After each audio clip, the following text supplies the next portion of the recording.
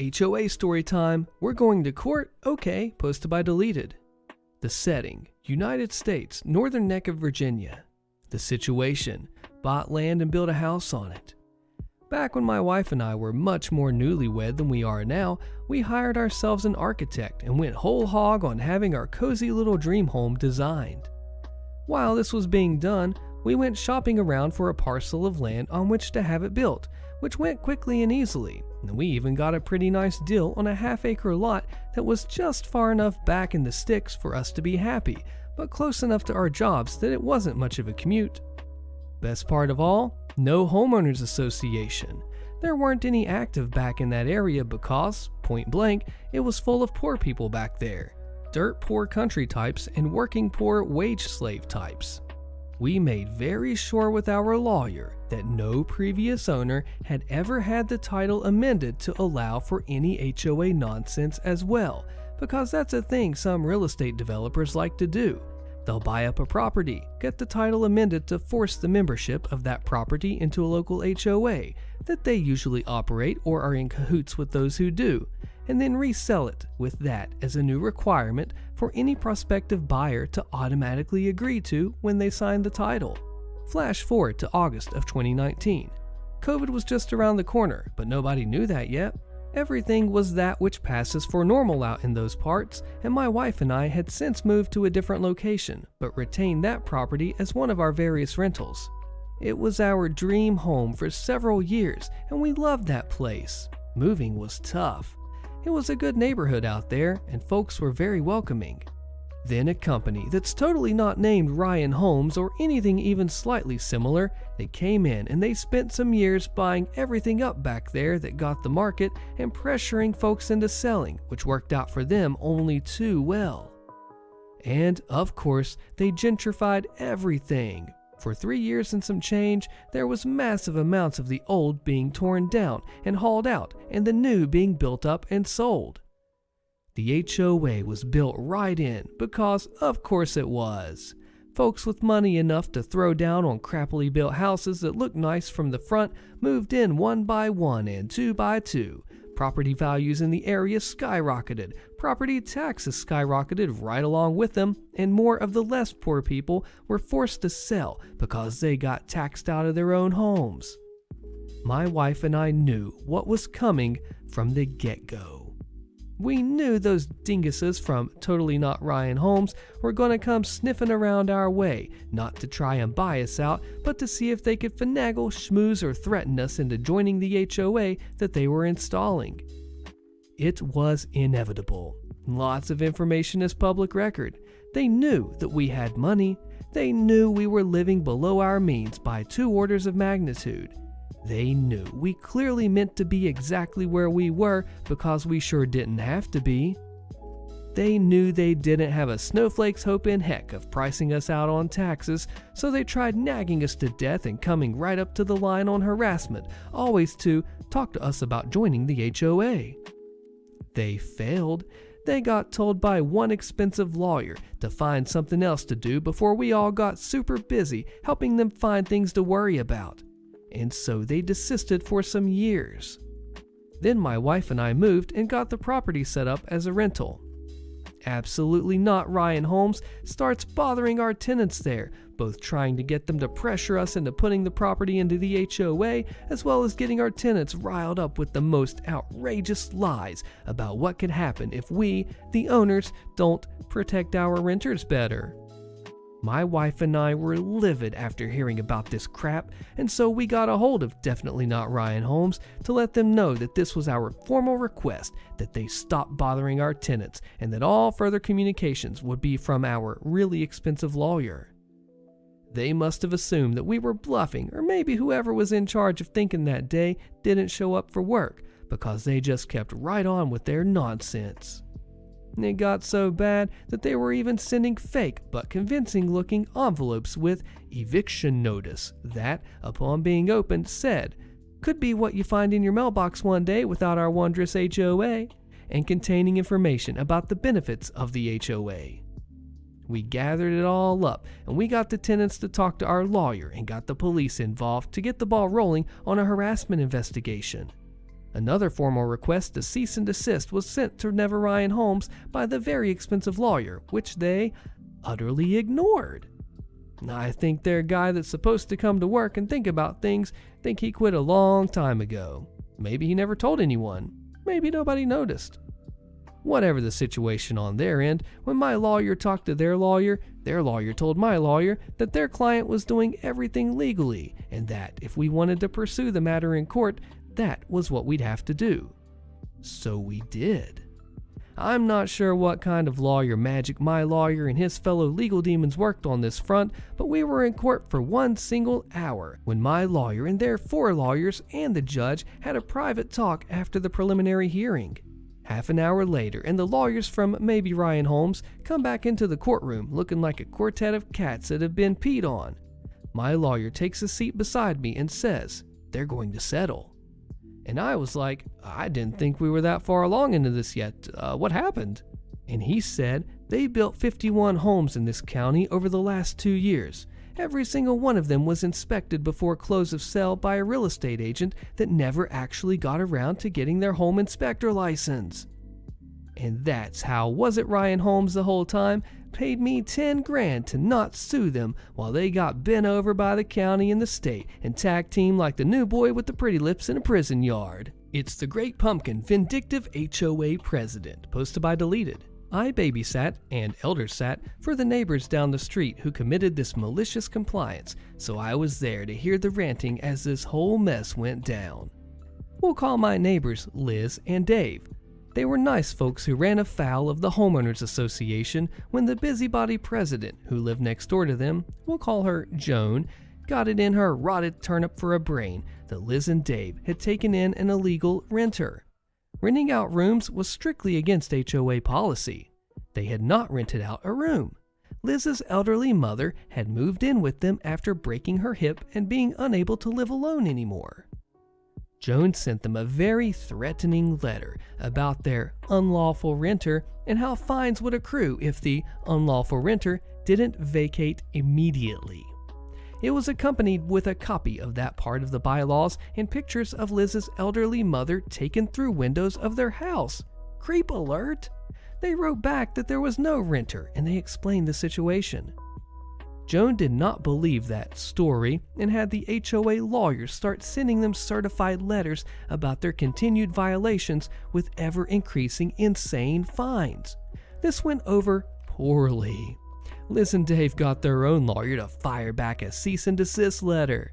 After many increasingly aggressive back and forth, it all culminated in an association meeting where Liz, Dave, and Liz's mother came in with ID and birth certificates and basically made Joan look like the pimple on the backside of humanity that she was. They won, but Joan was furious and swore that she'd get them for something. Joan maintained until the day I left for college, last I knew of her, that Liz and Dave had forged those driver's license and birth certificates to keep their unlawful renter. Cut to the following fall. Liz and Dave needed to repaint the house after making some siding repairs post-hurricane. They carefully checked the bylaws for approved paint colors and picked out a fairly bland shade of something between brown and tan. They gave the painters the color info listed in the bylaws to the painters, and then the painting happened.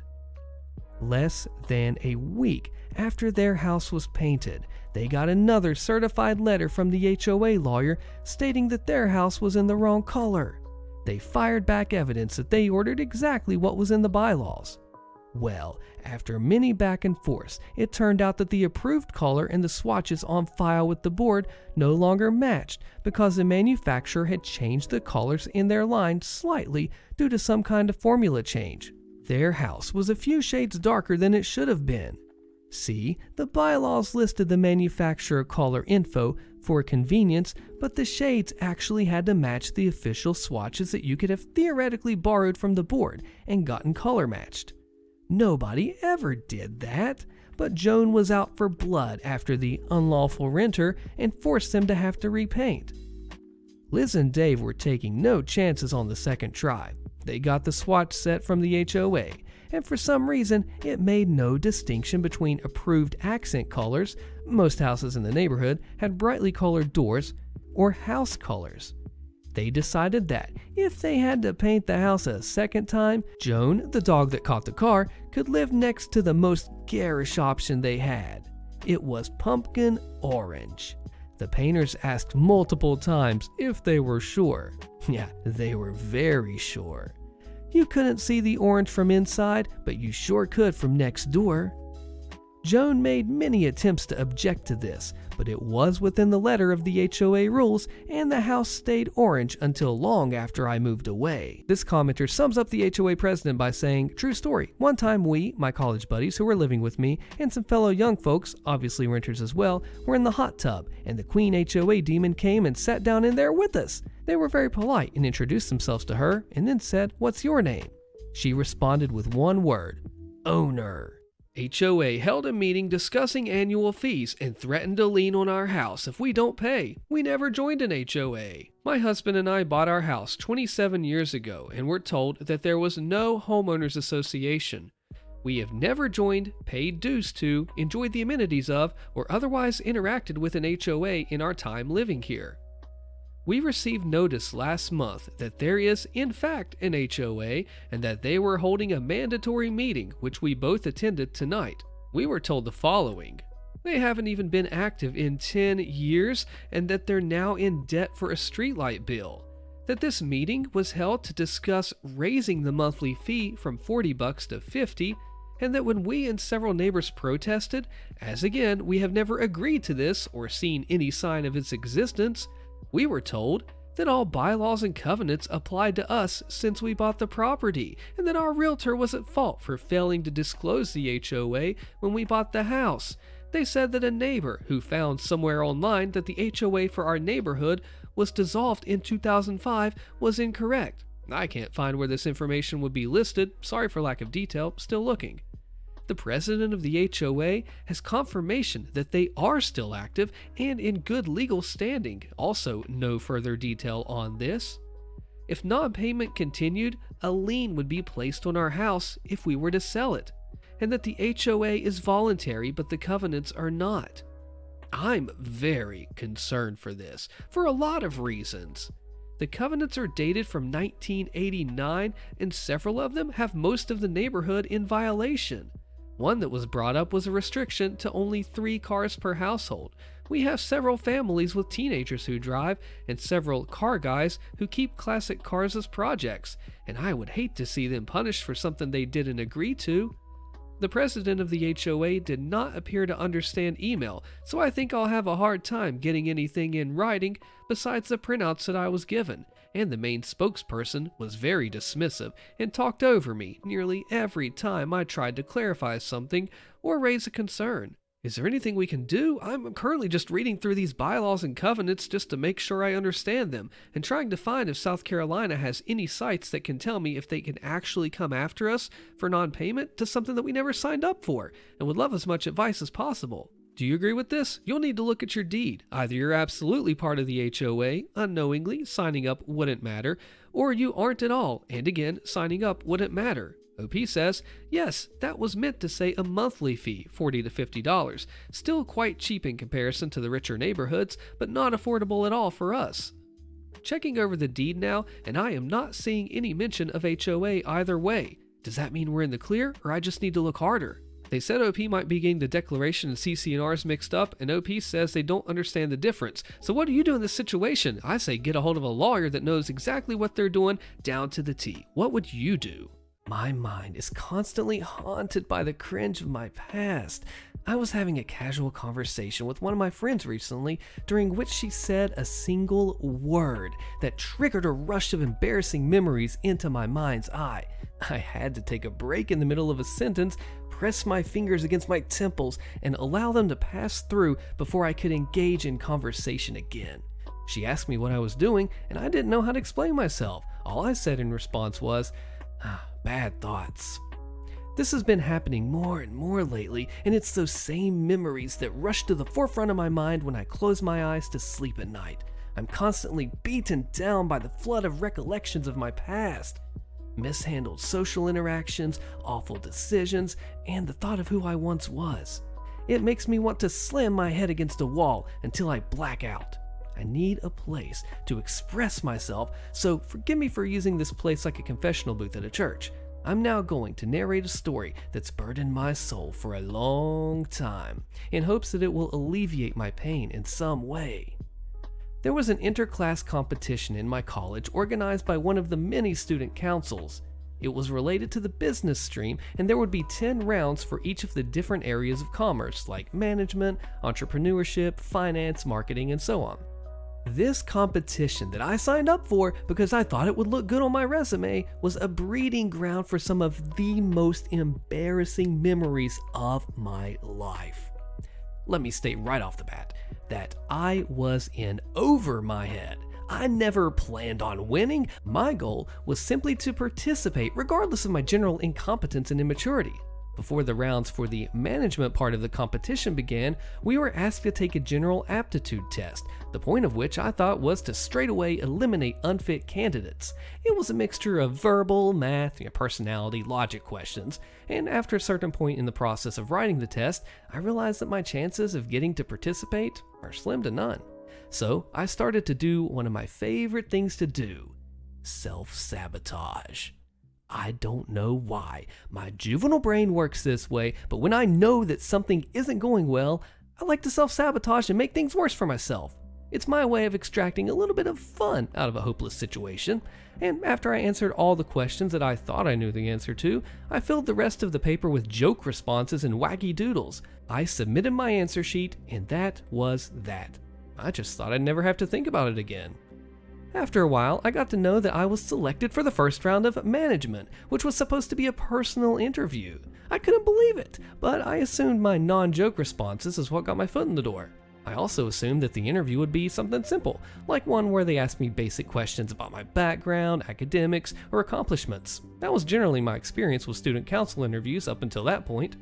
On the day of my interview, when I walked in and sat in front of the 6 interviewers, who were just my seniors in the last year of their undergraduate degree, much to my horror, they took out the answer sheet of the test I wrote. I immediately realized at that point that the whole point of this interview would be to follow up on the answers that I gave on the test that I thought would never come back to bite me in the butt. Go figure. Now, I don't even know how to begin describing the intense stupidity of the next couple of minutes. Bear with me, because we're entering optimum levels of cringe. One of the first questions they asked me was, what movie title best describes who you'll become in the future? The answer that I wrote for this was The 40-Year-Old Virgin, which wasn't even freaking funny. It's the most obvious joke that anyone could have ever made. I probably stopped thinking at that point during the exam and was writing, whatever popped into my head. The interviewers then asked me why I wrote that as my response. The obvious thing to do would have been just to claim that it was a joke, but that's not what I did. I started to explain how I'm unsuccessful with women. I'd like to remind you that this is happening in front of a group of students who were only 2 years older than me. I was speaking at length in a professional interview about how I've never been good at interacting with members of the opposite sex. Holy crap! But it gets worse.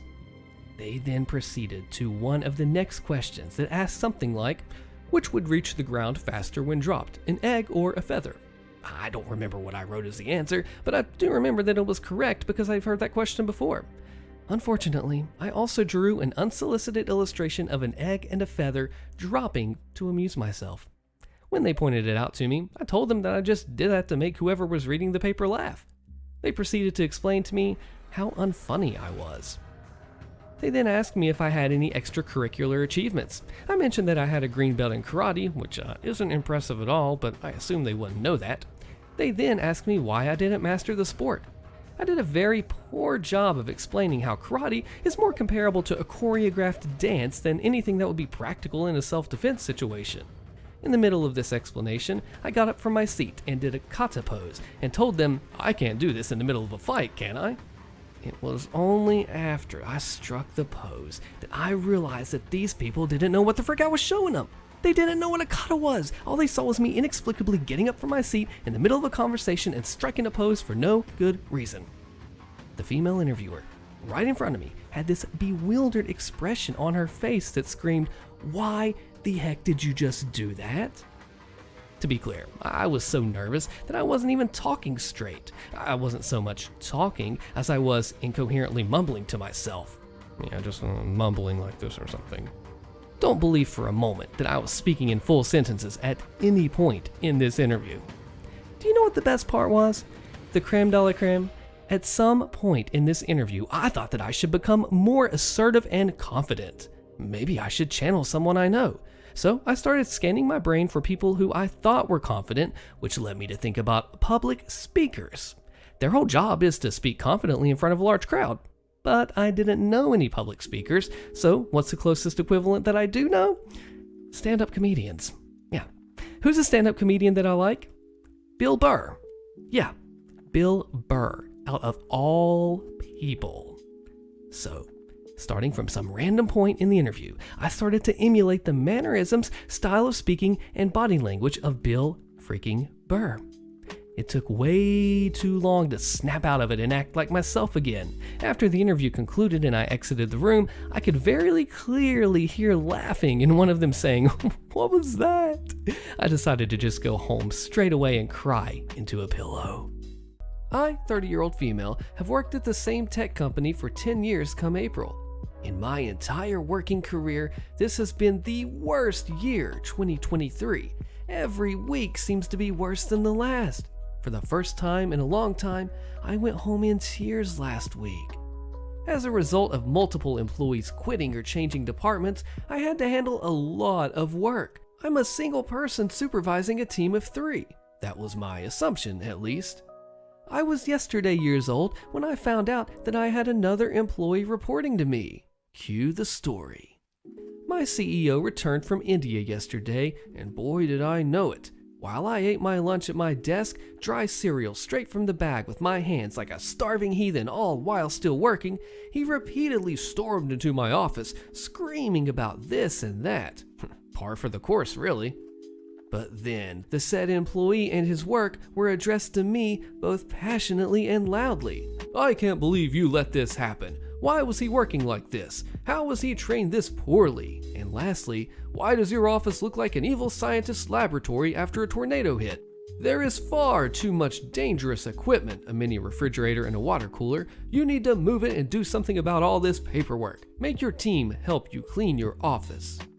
Now, it should be noted that 1, my boss is English as a second language. He meant to say remove, but he said move. And 2, I have no previous experience with this employee. And 3, I have no idea what he does or how he does it. However, how could I not have noticed that he was doing it poorly? Now, in between mouthfuls of cereal, I tried to calm him down to no avail. Sir, I've never done this and I couldn't have possibly trained him on this. I didn't know he was under me until today, so I wouldn't have known. And this is all unfinished work, but yes, I plan to clean my office." He continued to loudly and passionately speak to me for wasting time, reiterated that I needed to clean my office, move the dangers, and then promptly left my office, only to skip our important evening meeting. To be fair, due to my insane workload, my office does look like a tornado hit, but it's all unfinished work that needs to be done, and I know very well he was intending to say remove. But a direct order from my supervisor and CEO cannot go unheard. Since this year has been insane, I've put on 20 pounds from a combination of increased work time, stress, and stress-eating candy. So I had already ordered an office treadmill. I was waiting for the chance to bring it all in. Well, I'm under strict instructions to clean my office and move my dangerous equipment, so I might as well do it. I cleared my desk, moved a stand-up desk adjustment piece onto my desk, put my other 2 monitors on monitor stands, added my treadmill, hit my desk chair, and put all my paperwork, which was spread out across my desk, into one large pile. I relocated the mini fridge and moved the water cooler by about half an inch, all on the clock. When my CEO walked into my clean office, he was very clearly not pleased. His face was magnificent. I continued cleaning, missing many important meetings along the way. And let me tell you, the treadmill has been divine. Watching my head bobbing in meetings is delightful. There's an edit. Backstory. I started as the receptionist, and I'm now the department head of procurement and administration, the executive assistant to the CEO, the corporate office manager, the corporate tax document preparer for the CPA, and temp AR lead, to name a few. Just basically translate it to office witch. But I am obviously insanely busy. Now, why, you ask, do I do all this? I was told to quit or marry the company, and it's obvious the choice I made, and my coworkers often tell me they hate my husband. The CEO and I joke around that I'm the redheaded stepchild my Indian CEO never had, and he is the disappointed Indian father that I've never had. He's seen me grow up and thinks of me as family. It's a tech company, and, like many, we are having issues. It's been a rough year. It's not a perfect job by any means, but it pays well and has benefits. I'm also comfortable. Also, I think you're all missing that I did all of this, and there were and will be no repercussions. It's not all as bad as it seems, just chuckle at the story.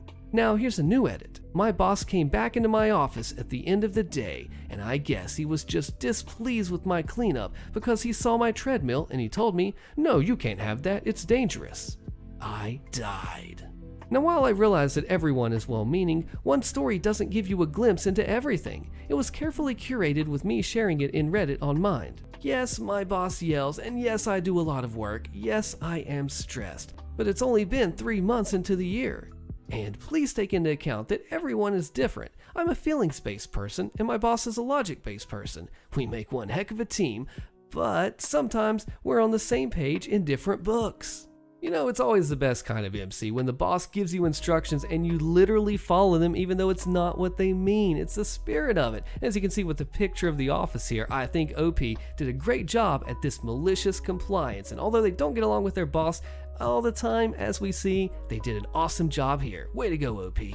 Today I screwed up by giving myself an allergic reaction, posted by Emotional Theory 7800.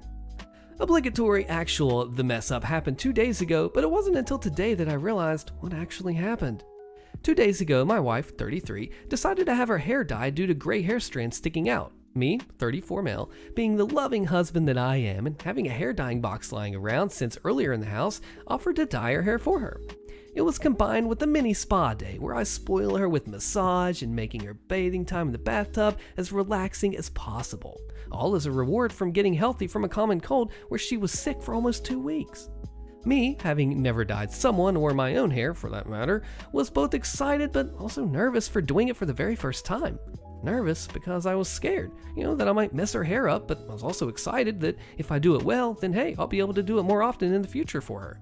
Dyeing her hair was quite the experience. At first it was difficult due to miscalculating how much hair dye was in the bottle, so in the beginning I was not using as much hair dye as I should have and ended up having to go back and dye the lacking parts of her hair as well, which according to the manual is not wrong. Eventually, I finished dyeing her hair and she was really happy with the results, and that gave me confidence to offer it next time she wanted to get her hair dyed again. Thank you, dear audience, for staying with me for so long, but this is where the actual screw-up happens. The next morning, I wake up with rashes all over my skin. Me, having an unfortunate experience with bed bugs in my youth, believed that the rashes must come from the sofa bed that I sleep in separately from my wife due to different sleeping habits. So here I was, bummed out, thinking we'd need to get the whole apartment sanitized. Later on during the afternoon, I tried to look for signs from bed bugs, but to no avail. I was not able to find any single insect of trace of bed bugs on the bed sofa. But my skin was increasingly getting itchier and itchier throughout the night, and I'd been scratching myself all over. Towards the evening, I decided to have a look at my own body to see the impact of these bed bugs, and I was quite shocked to say the least.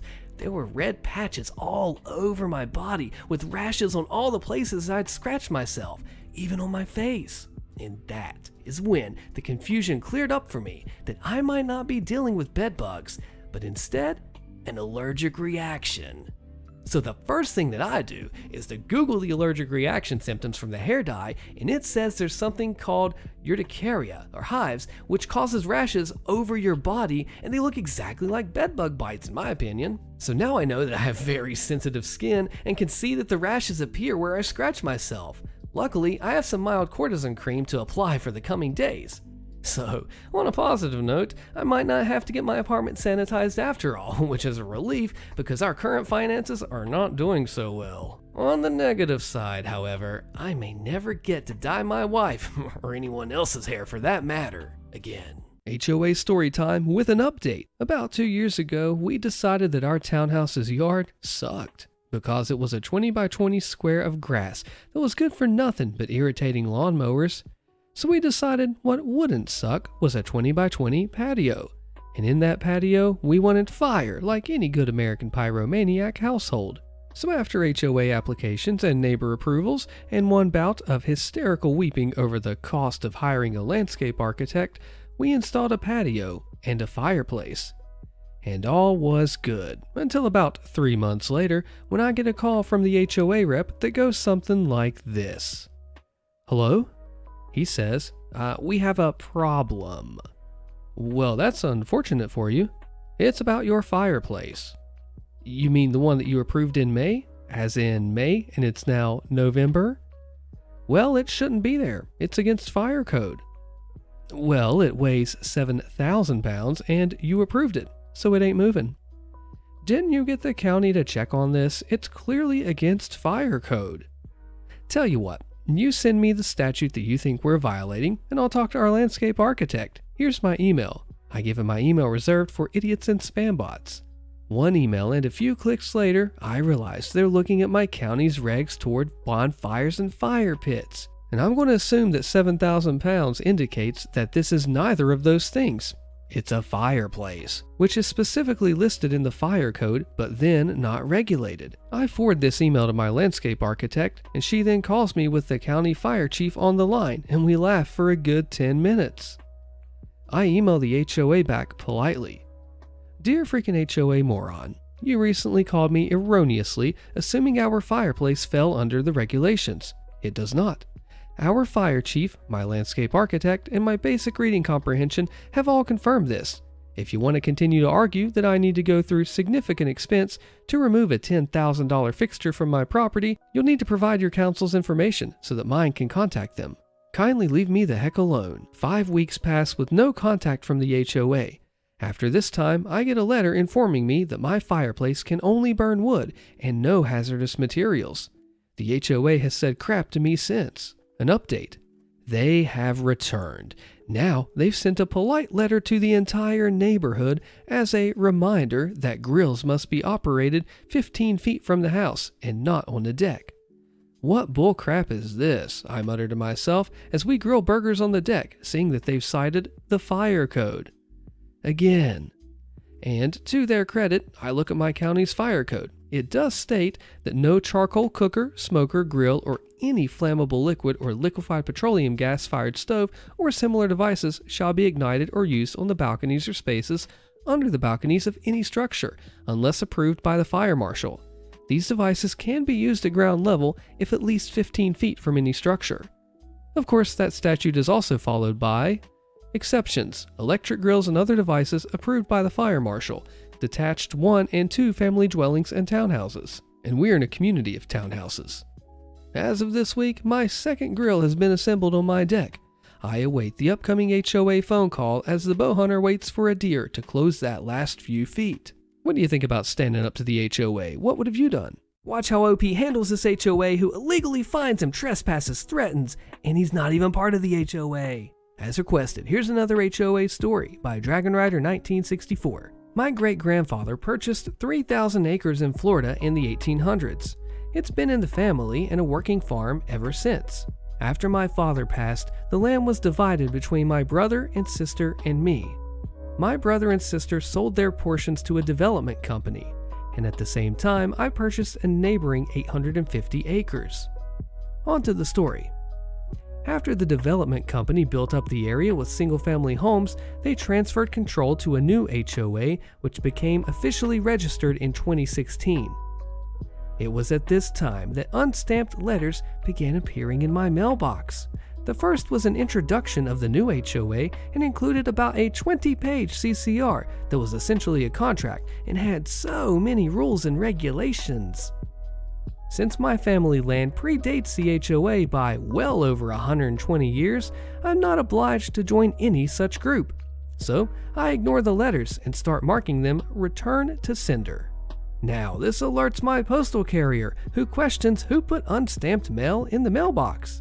And he took those letters and went to have a conversation with the HOA about illegal use of the mailbox. Now, while this is a farm, I was not using it fully, but instead I had at the time about a dozen rescue animals as well as 3 quarter horses. I arrived home to find a pair of cars at the entrance of my driveway, blocking my access. My driveway is almost a quarter mile long, so I parked and I walked.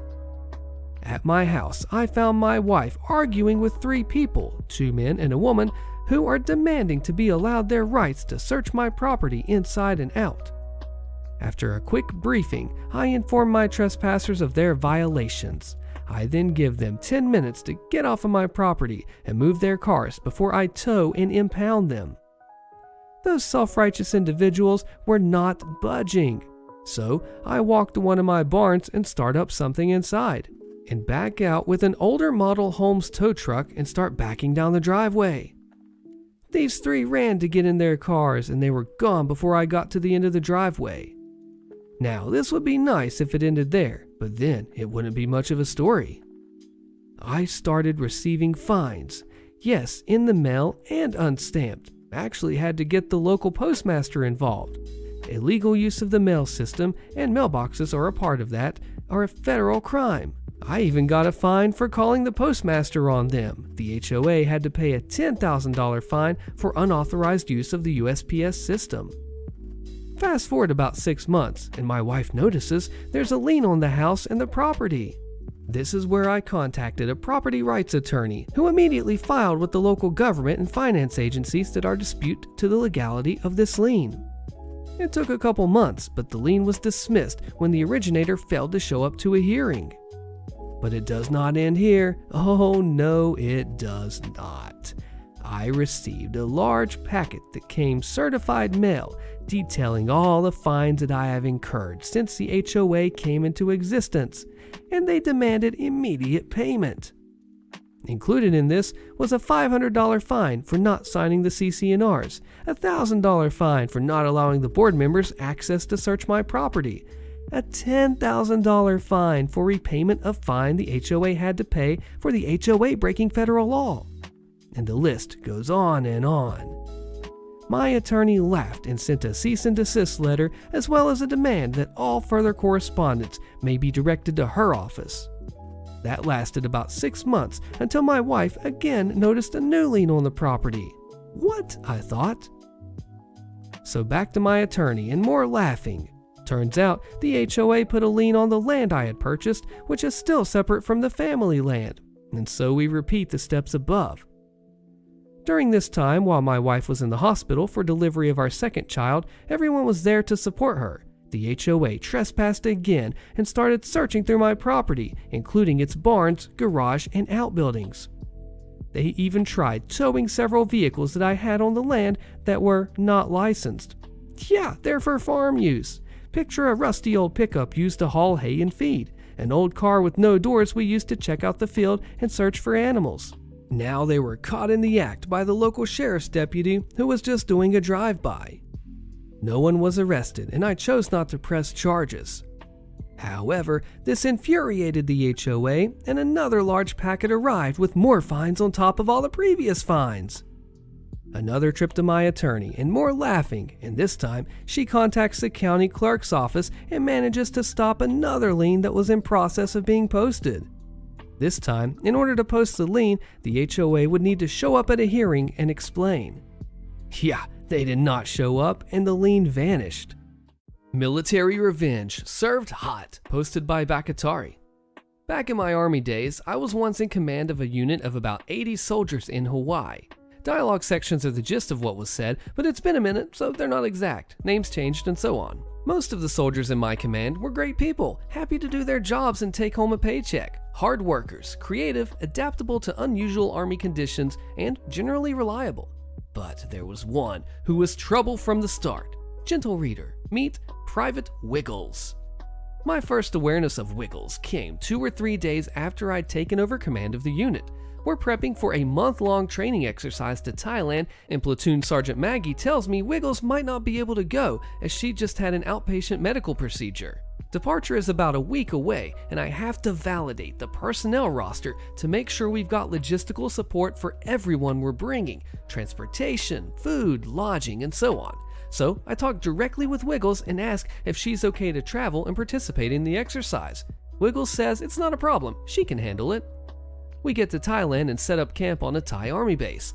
2 days in, and the medical section sends a runner to find me. Wiggles is at our medical clinic, which are tents with cots and surprisingly extensive medical supplies, laid out with extreme abdominal pain. I cruise over to the clinic tent, and the physician assistant, PA, on duty tells me a couple things. Wiggles acknowledged recently having a personal procedure, the previously mentioned outpatient medical procedure, and the PA's examination and testing shows that Wiggles has had the single worst case of pelvic inflammatory disease, PID, that he's ever seen. Seriously, this Army PA, who has seen all sorts of crazy crap from soldiers, was emphatically impressed by how bad it was. Wiggles developed PID from failing to get treatment for STIs for a long time, as in, she's almost glowing from it. No judgment on the personal procedure, not everyone is ready for kids, and the STI-induced PID can be treated with high-dose antibiotics, which the PA has on hand. Not a problem, we've got this covered. Wiggles is released to Sergeant Deb, her section sergeant, who will make sure Wiggles takes her antibiotics and keep an eye on her for any further issues. Sergeant Deb finds me and First Sergeant Bob about a day later and tells me 2 more things about Wiggles. She's refusing to take her antibiotics and she wants to get out of the Army. I again talk with Wiggles. I say, "So you want out of the Army? You know you have a couple of years left on your contract, right?" "Yeah, I know," Wiggles says, "but I'm just about done being a soldier and I want to be out of the Army." I say, "Okay, I can make that happen. You don't want to be here, then I don't want you here either. But here's the deal. You gotta play by the rules. I can get you out with an honorable discharge and I'll start the paperwork as soon as we're back in Hawaii. But you need to take your antibiotics, do your job, and be where you're supposed to be. You do your part, and I'll do my part for you. Sound good?" "Yep, I can do that." Spoiler alert, she couldn't do that. For the rest of the Thailand exercise, Sergeant Deb had to take control of Wiggles' meds and force her to take them, when she could actually find Wiggles, who consistently found someplace else to be. At one point in the next week or so, she accuses First Sergeant Bob of doing things with her, easily disproven as he doesn't have any STIs and Wiggles has all of them. She was just trying to stir up trouble with wild accusations, I guess.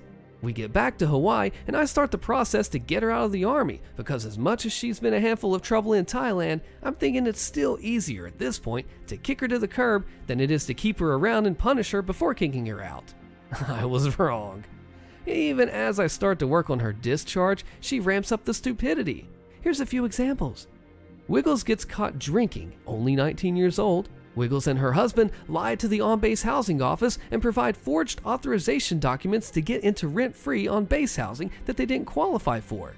Side note, Mr. Wiggles was no winner either. He was about to be dishonorably discharged from his infantry unit for selling drugs to other soldiers. Wiggles shows up at the infirmary to get treatment for facial bruising. Mr. Wiggles kicked her in the face while wearing his combat boots when Wiggles accused him of cheating on her. Wiggles refuses to show up for work or any unit formation and can't be found anywhere for days. Wiggles slashes all 4 tires on Mr. Wiggles' car and then attacks him with a knife when he confronts her. Military police are called, end up taking him in when Wiggles gives a sob story. But he's the one with defensive wounds on his hands, not her.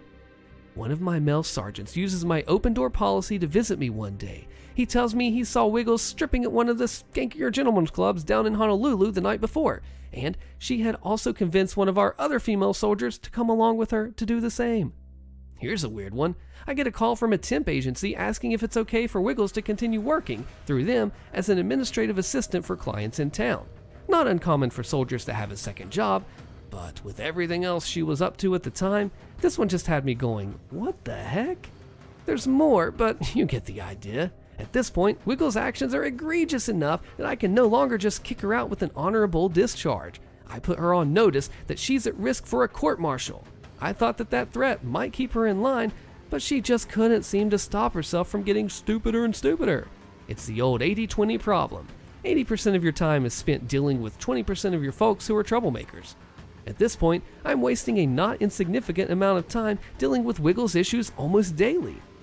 I had genuinely and in good faith offered her the easy path, but I guess she figured she'd try to burn the place down on her way out, since apparently she thought she was getting what she wanted no matter what she did.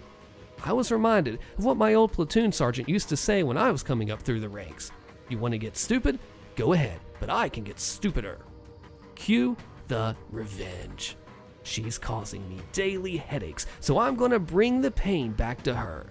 Honorable discharge paperwork is out the window, and I lean into the special court-martial process instead.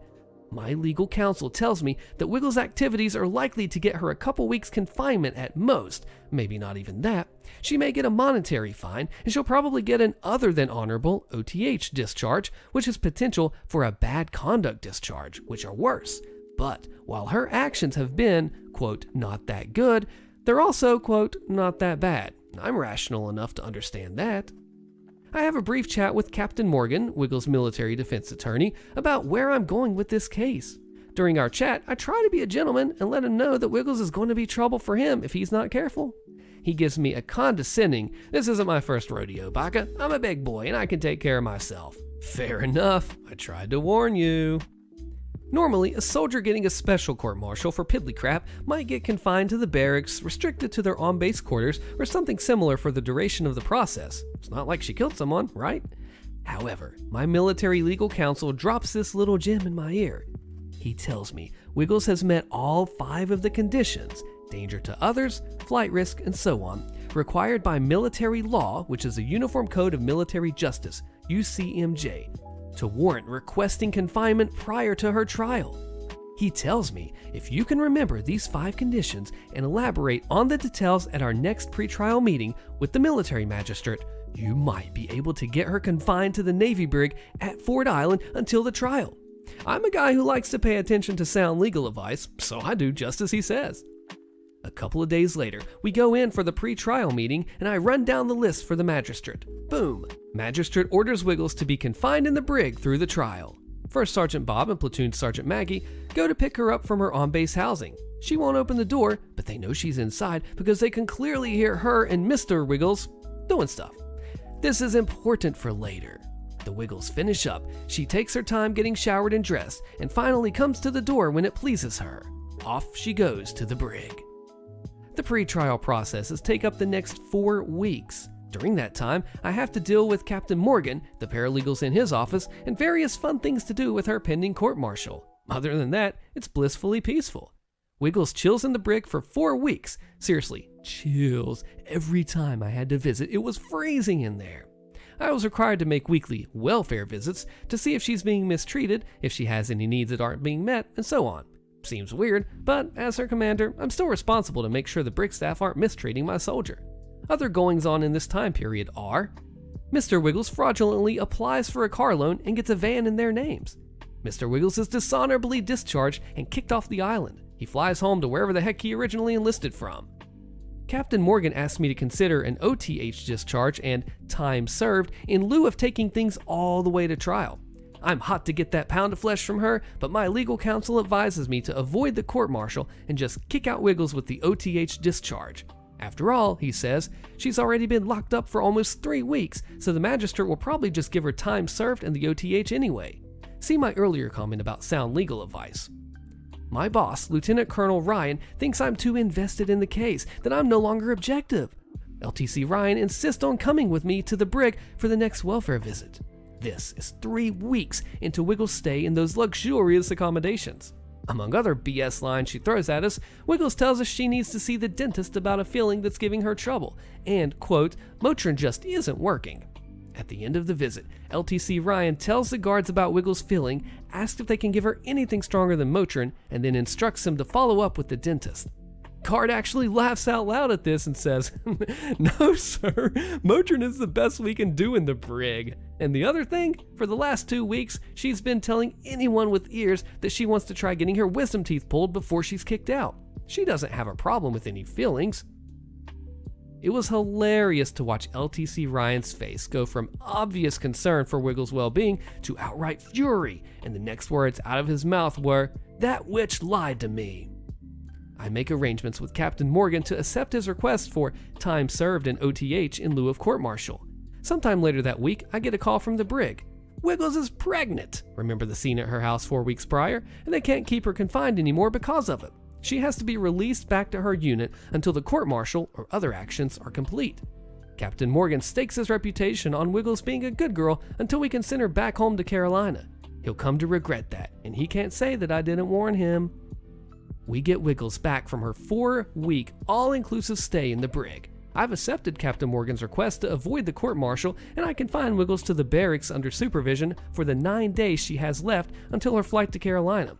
Immediately, we have another crap show.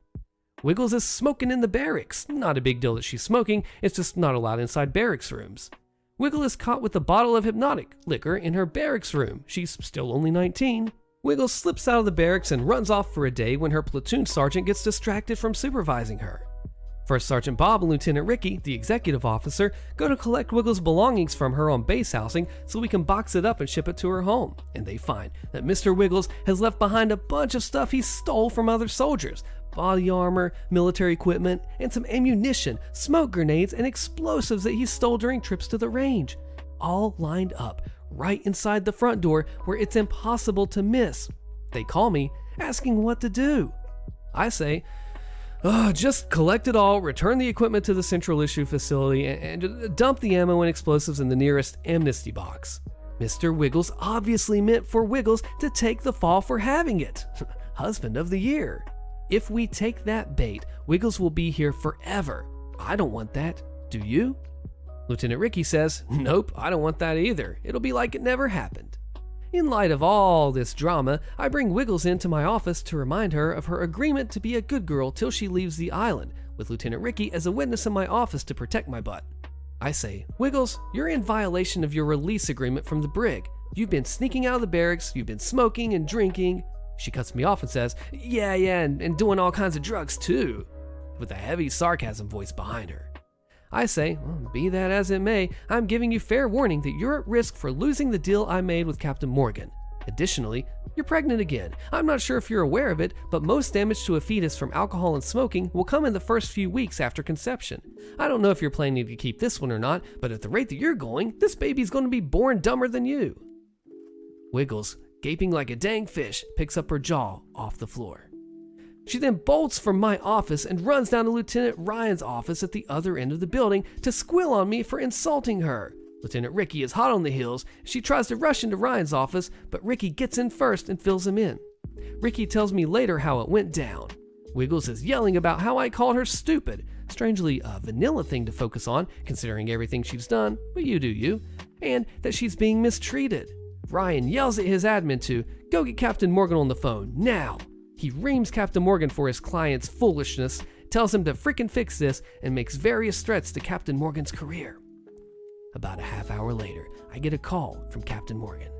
Baka. Yes, he did that whole patronizing BS. I can't believe the words I'm hearing from Wiggles. I'm shocked, just shocked, that you would use language like that and call her names.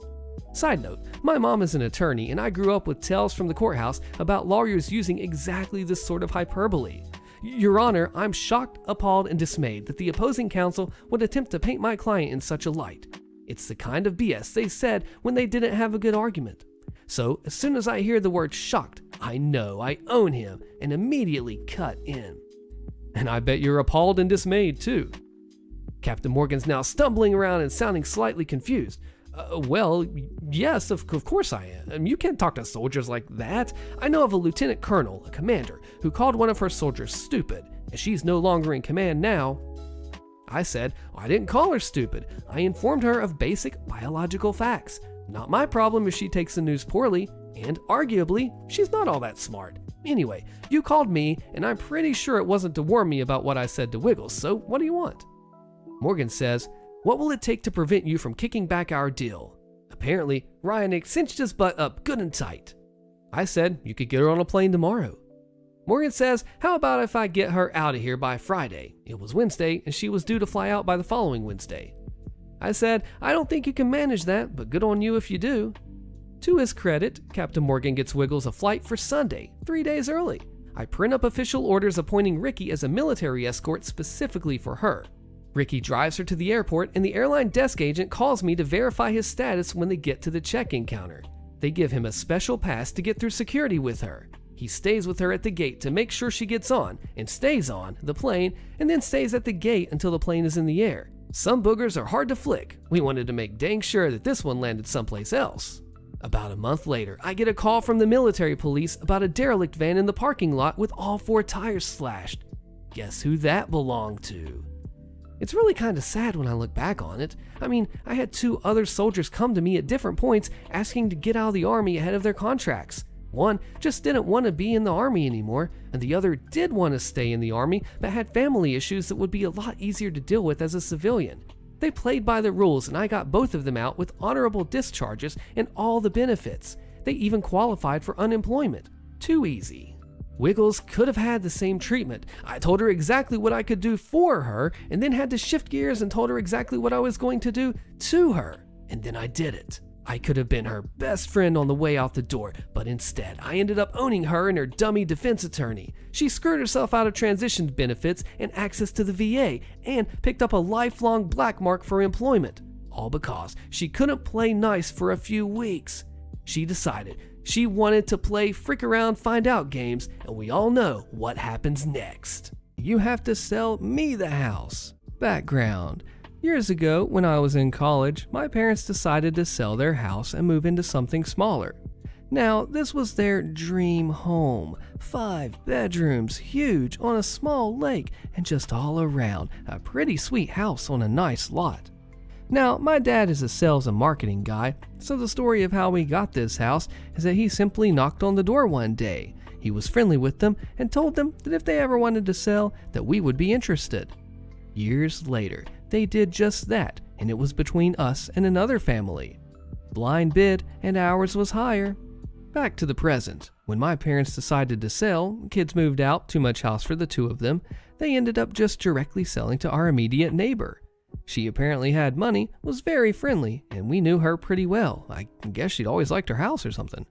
Somehow, word got out, and some entitled suburban people in the neighborhood were not fans of that. Shortly before the sale, I was at home for the weekend doing laundry and watching The House and Pets while my parents were away for the weekend. In the middle of the afternoon, I hear a knock on the door. I answer it to a stern-looking Karen type, and the conversation goes as follows. "Is this house for sale?" No. "Well, where are your parents?" With a stern voice, I say, "Out. And I don't know her, and I don't want to give too much to her." "Well, I heard your parents are selling this house, but you just told me it's not for sale." "Yeah." "So it is for sale then." She's smirking like she just won something.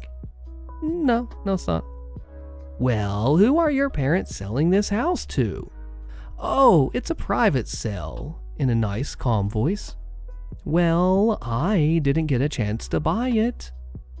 "Sounds like it." "Well, that's not fair. They have to offer it to anyone in the neighborhood." No, they don't. That's a lie."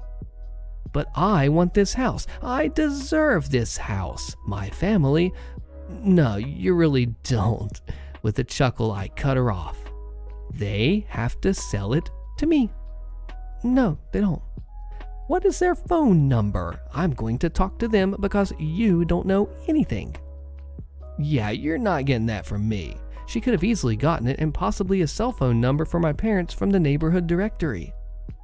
"How dare you?" Just like this, no. "Well, give them this and tell them they have to call me to sell the house." She handed me a business card. "You realize you have no say in who they sell their house to, right? And that your attitude is petulant and entitled?" I then visually tossed the card over my shoulder and shut the door. She kept yelling something, and I didn't care. I did tell my parents about it and gave them the business card. My mom knew her some and didn't like her for the same reasons. I later heard she came back and was trying to get me in trouble, but they turned her away, and apparently my mom chuckled when the lady was going off on how rude and disrespectful she was. She insisted to them that the HOA rules said that they had to offer it to the neighborhood. Untrue. And over a decade later, the neighbor they sold it to still lives there. I just love how she knew that she could get to buy the house. I had a blast with the interaction and got to shut down an entitled person. I worked retail at the time, so it was even more satisfying. Annoying, inconsiderate neighbors need advice, posted by Carly98. OP gives us updates and more info in the comments. Me, a 25 female, and my husband, 28 male, moved into our neighborhood about a year and some months ago. The neighbors at first seemed fine. As time went on, even after a few days, we got the impression that they didn't know what personal boundaries were or respect in accounts to their kids coming and just playing in our yard constantly while they have plenty of land for them to be on.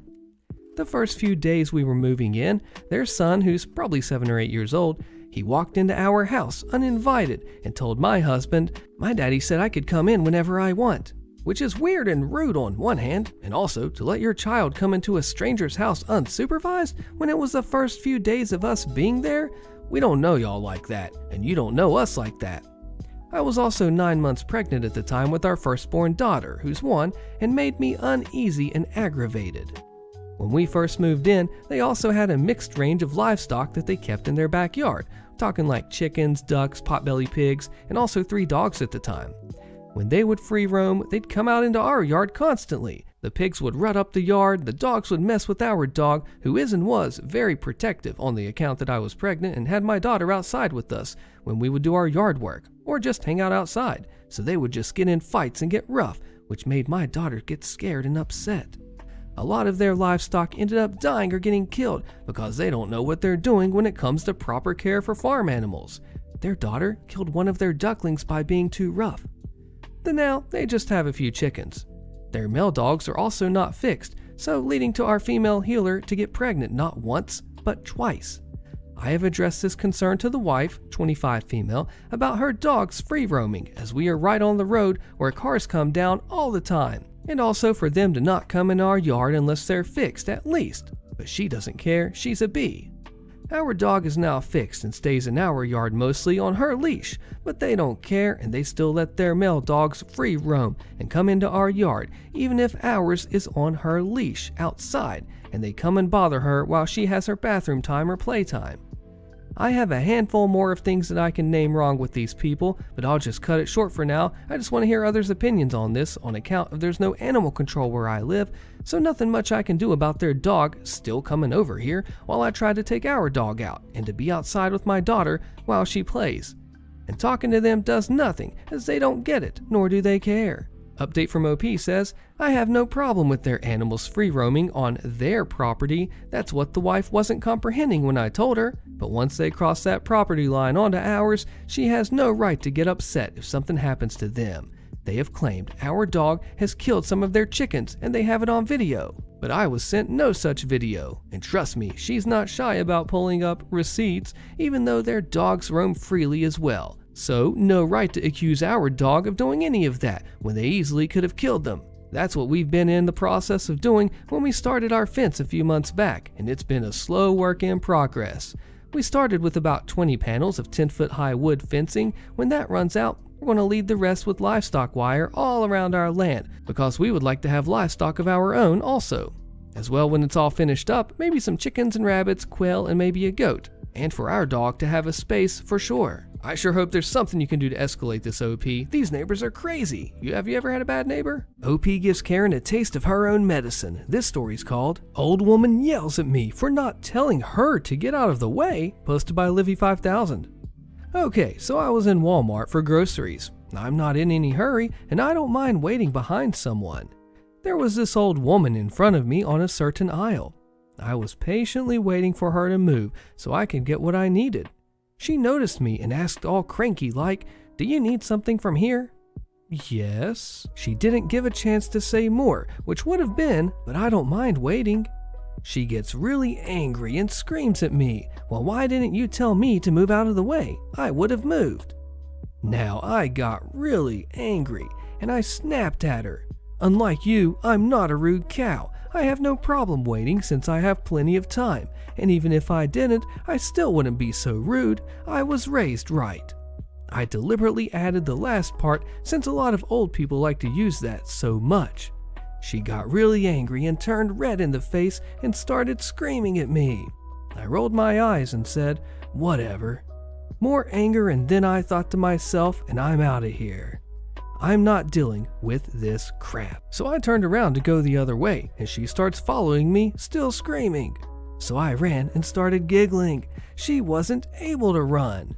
The screaming died down. I hid for a few minutes and then went back to get what I wanted. It was when I got outside to put my groceries in my car. I had just finished and just got into my car, and then she appeared at my window screaming. Just about scared me half to death. I couldn't help myself. I mean, when would I really get such an awesome opportunity to be a butthole? Since she couldn't actually harm me, I became childish. I rolled down my window just a few centimeters and it stuck out my thumb and said, "Nanaboo, you can't catch me." The stunned astonishment and silence was very entertaining. Then her face got redder and kind of purple. The screaming started again, which was muted when I closed the window. I did a few more childish things which increased the screaming, and then suddenly she stopped. I was gleefully laughing. She ran out of breath and walked away rather abruptly. I was kind of disappointed, but oh well. It was when I got home and got my kids to help bring in the groceries that both of them took one look at me and said, "What did you do?" Haha. You know what they say about assuming, Karen, and if you can't take it, don't dish it out. The time I ruined my high school teacher's career and got her fired in the greatest way possible. Posted by Johnny Provolone. Backstory. I was a senior in high school at the time, and I had never been the brightest student. I was a solid C student, and I'd never received a detention or had any kind of bad student record. This is important because to this day, I still have no idea why the teacher treated me this way. The teacher, who we will name Mrs. Frank, had been a teacher there for more than a decade and was widely known for being a petty, heartless witch who the administrators saw as the golden child. Mrs. Frank taught algebra, which is my worst subject, so naturally, I had issues understanding the lessons and would ask questions frequently. To some, these questions are easily answered, but to me, it was rocket science. Usually, when someone asks a dumb question, no one should address it. However, in Miss Frank's case, she would belittle me in front of everyone by saying things such as, "And here comes the slow boy again. Wow, surprise, surprise. You don't understand it again? Really? We have to go extra slow for you today, don't we?" And so on and so on. I tried going to the administration about it before, but again, she was considered the golden child. They would send someone in to examine her during class, and she would act respectful and normal for one day, and then go back to being a witch on the next. This goes on for about half the year until I had enough. I went to the local Radio Shack, bought a recorder, and secretly recorded every insult she would throw at me. I would sometimes instigate to make up for the lost time. Yeah, go ahead, feed the fire. Fast forward to the end of the year, and I'm sitting in Mrs. Frank's class when I ask a question. Her response, and I quote because it's burned into my brain, was, "I've been teaching here for over 10 years, and that was the single dumbest question I've ever heard come from anyone's mouth." She continued the lesson without answering. I calmly stood up, packed my stuff, and headed to the nurse's office to dismiss myself from school. We were allowed to dismiss ourselves if we were 18. I went home, compiled all of the brutal tapes into one glorious masterpiece, and headed back the next day to show the administrators. I sat down with the principal, and we listened to a couple of the insults before he stopped me. He wanted more witnesses present, as well as Mrs. Frank. He told me we would meet the next day where I could show him and the rest of the administrators the full tape. I walk into school the next morning being the most nervous I've ever been for anything. I was called down to the office where I met with some board directors, the local school police officer, the principal, the vice principal, and Mrs. Franks. What follows was some of the greatest minutes of my life. I watched as the administrators went from fed up with being in another useless meeting, to furious and speechless with some of them keeping their mouths open for the duration of the tape. I also watched Mrs. Frank go from confident and stuck up to her realizing that she had effed up beyond repair. She was publicly roasting herself in front of the most important people from the district. The tape ended, and without hesitation, the administrators looked around in astonishment, and the principal turns to me and says, "I think we have heard everything we need to. Thank you." And I was quietly dismissed from the room. The final time I saw Mrs. Frank was leaving the room. I looked back, and we made eye contact through her tear-filled eyes as I gave the biggest, most evil smile. I returned to class the next week, and Mrs. Frank was nowhere to be found. The story spread quickly throughout the school, and I was seen as a saint. I had successfully gotten her fired and made it almost impossible for Mrs. Frank to return to her teaching career, as well as cut off most of her connections that she had with other teachers in the school. I had ruined her financially because no school district in the area would hire this walking piece of garbage. If you're reading this or listening to this, Mrs. Frank, I'd like to take this moment to tell you to go love yourself. Dirty, dirty little lunch thief, posted by Little Miss Bunny Woman. In the past, I have read about dirty, dirty little office lunch thieves, and I've wanted to share mine but had other things going on to post it. This took place when I was still a teen, fresh out of university, working directly under an engineer. The office I was doing my 4,000 hours in was fairly large, 5 floors of a large office building, a Toronto construction firm. Well, I was lazy, and I always picked up a lunch from Whole Foods, usually sushi, on my way to work. My floor had its own break room and fridge, and for the first 6 months, nothing ever went missing. Until we got a batch of university office interns in, and they were paid at that. Then, wouldn't you know, lunches would go missing, and it wasn't just mine. Any lunch in store packaging was gone if there was a name on it or not. Well, after 2 weeks of our lunches just walking away, we're all getting issued. Don't you mess with my salmon sashimi. One of the engineers comes up with an idea and asks everyone to throw in a couple of dollars to solve this problem. The following week, he sends a text to the store-bought lunch people to meet in the break room before work and sent a text to everyone in the office to not touch any of the packaged lunches. We meet up, and he hands us this little spray bottle to spray the packaging. It was this black light reactive spray, which means it glows from a black light, but completely undetectable. Lunch rolls around, and guess what? Every single packaged lunch is gone. And this guy brings out a black light and starts looking for fingerprints. He found them on the door down the hall to the elevator. Now imagine 5 of the super nerdiest engineers you have ever seen going down a hallway with a black light, like something from a discount CSI. Well, there's fingerprints everywhere, right up to the elevator, on the buttons, down to the 2nd floor. Down the hallway at this time, I figured some of the interns are nicking our lunches, but I was wrong. We followed it right to the head of the sales department's desk. And, well, we demand to see his hands, and they were glowing like crazy. Not to mention he had touched his face, so there was this glowing mess covering his face. The guy knew he was caught, and we made an agreement not to go to HR, but to get a picture and pizza for our floor every Friday for 2 months. We stayed extra that day to print out the glowing mess that was his face, and we printed out at least 100 of them with the caption, "Dirty, dirty lunch thief." Those dang things went up everywhere. The bathrooms, all the entryways of the building, every office door and desk in sight. Needless to say, the lunches stopped going missing and I was able to eat my sushi in peace. My HOA is suing me for $2,600 over leaving a broken door on my patio for a few weeks. I'm in my late 20s, just got married, and have 2 kids, 4 and 2, and a very busy job, which is 50 to 70 hours plus a week. Myself and my then fiance and 2 kids, age 3 and almost 1, bought our first place, a condo. The condo looked okay from what we saw when we walked through it and inspected it. We noticed a few minor issues, but every place that we saw had something that was needed. It ended up being a total dump. I have had to replace so many things within this house, and it has made my already busy life a living heck. All of the doors had issues that I've had to fix. The sinks, the faucets in the bathrooms, kitchen sink issues constantly, which are fixed now, the dishwasher going out, and so on. This is why I had the door outside while doing repairs. In the last 2 months, my work schedule heavily complicated being able to communicate with anyone regarding this, basically 24/7. I've also been pretty busy getting married and planning and going through with getting married, and I guess kids take some work as well. So here's the timeline. Back in September 2019, we moved into the condo in a suburb outside of Denver. Come February or March, we're fined for leaving a door on our outside porch ×3, totaling $400.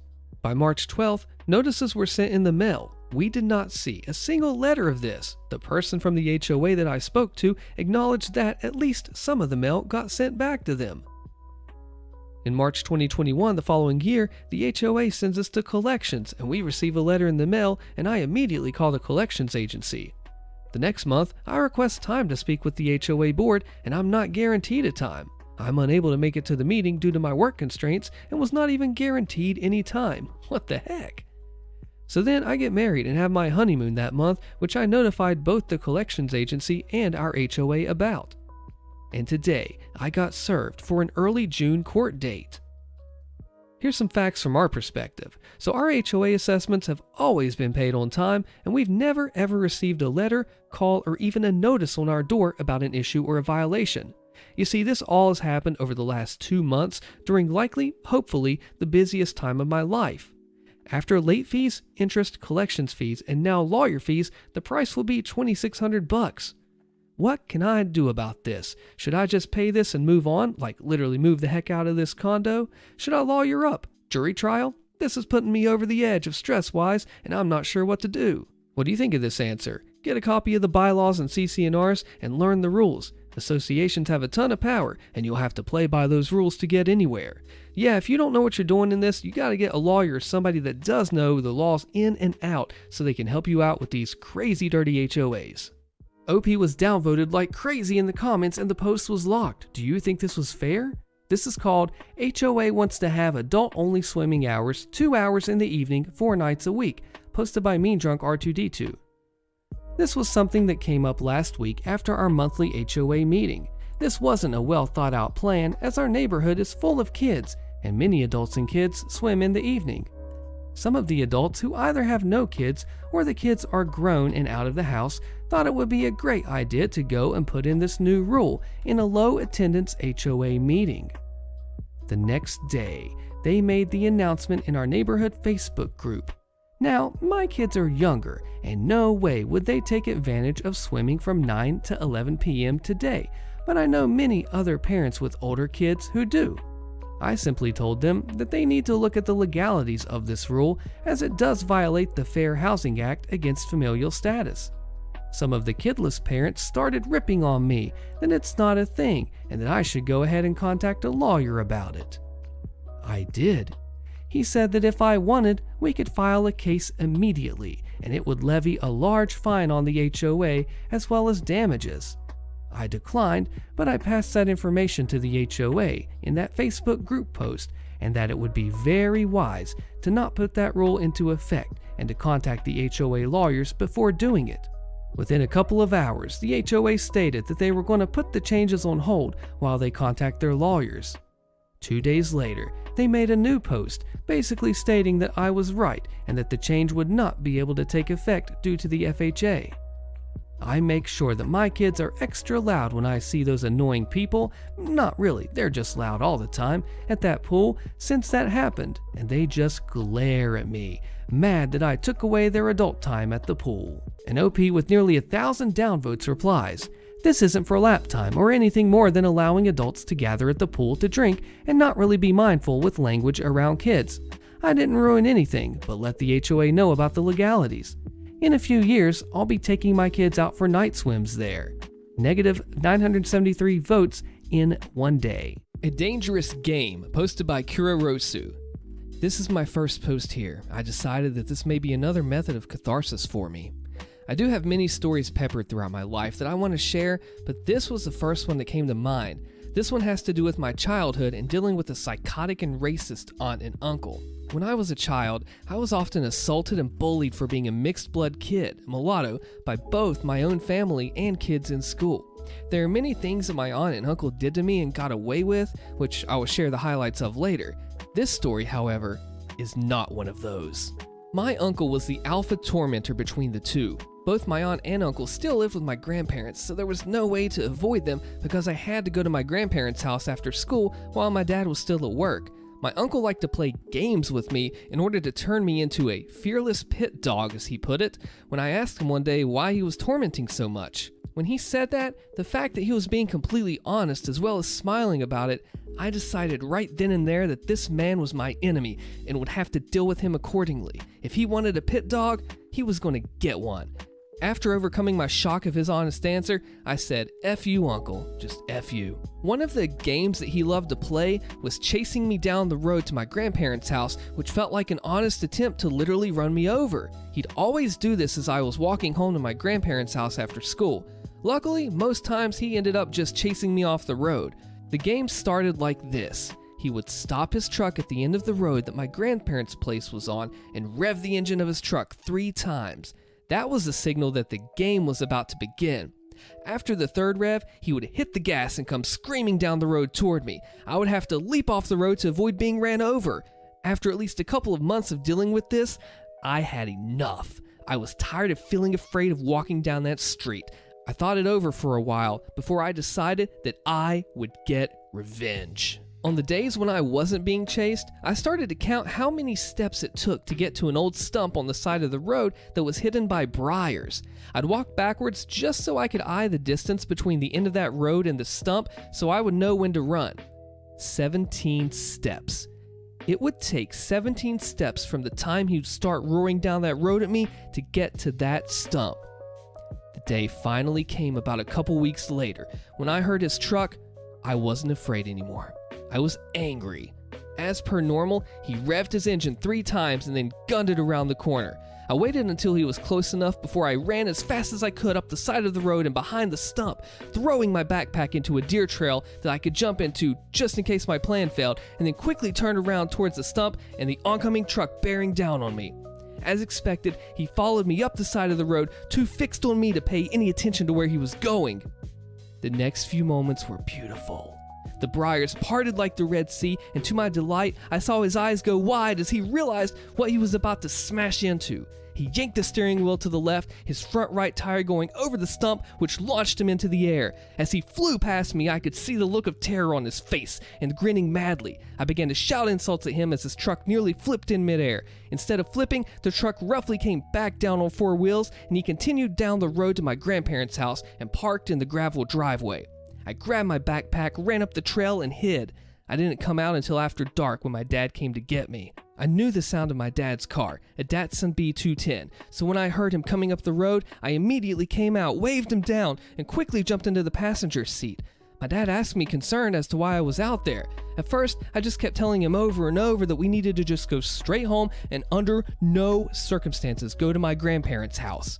When my dad kept asking why, I finally told him everything that happened. Without another word, he turned the car around, silently fuming, and drove us home. I don't know if my dad talked to my uncle after what happened, but what I do know is that game never happened again. That game, at least. This is a story from the distant past when I was a kid, early 80s Australia. My family lived in suburban Townsville then. We had a fairly tight-knit community on our street and all generally got along well. Our neighbor on the right side was a lovely old lady, but I have no idea what her name was, but us kids all called her Gran. She was a tough old bird, lived in the bush all her life, and had a real no-nonsense attitude. On our left side was a block of 2 flats with tenants that seemed to come and go all the time.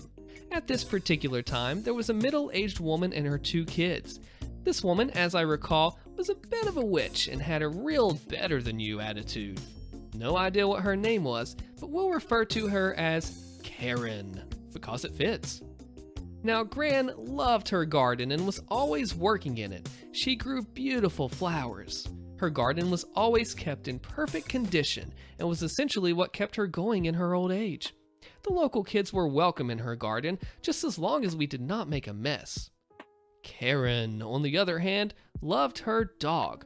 It was some poodle cross thing and an ugly mutt in my opinion.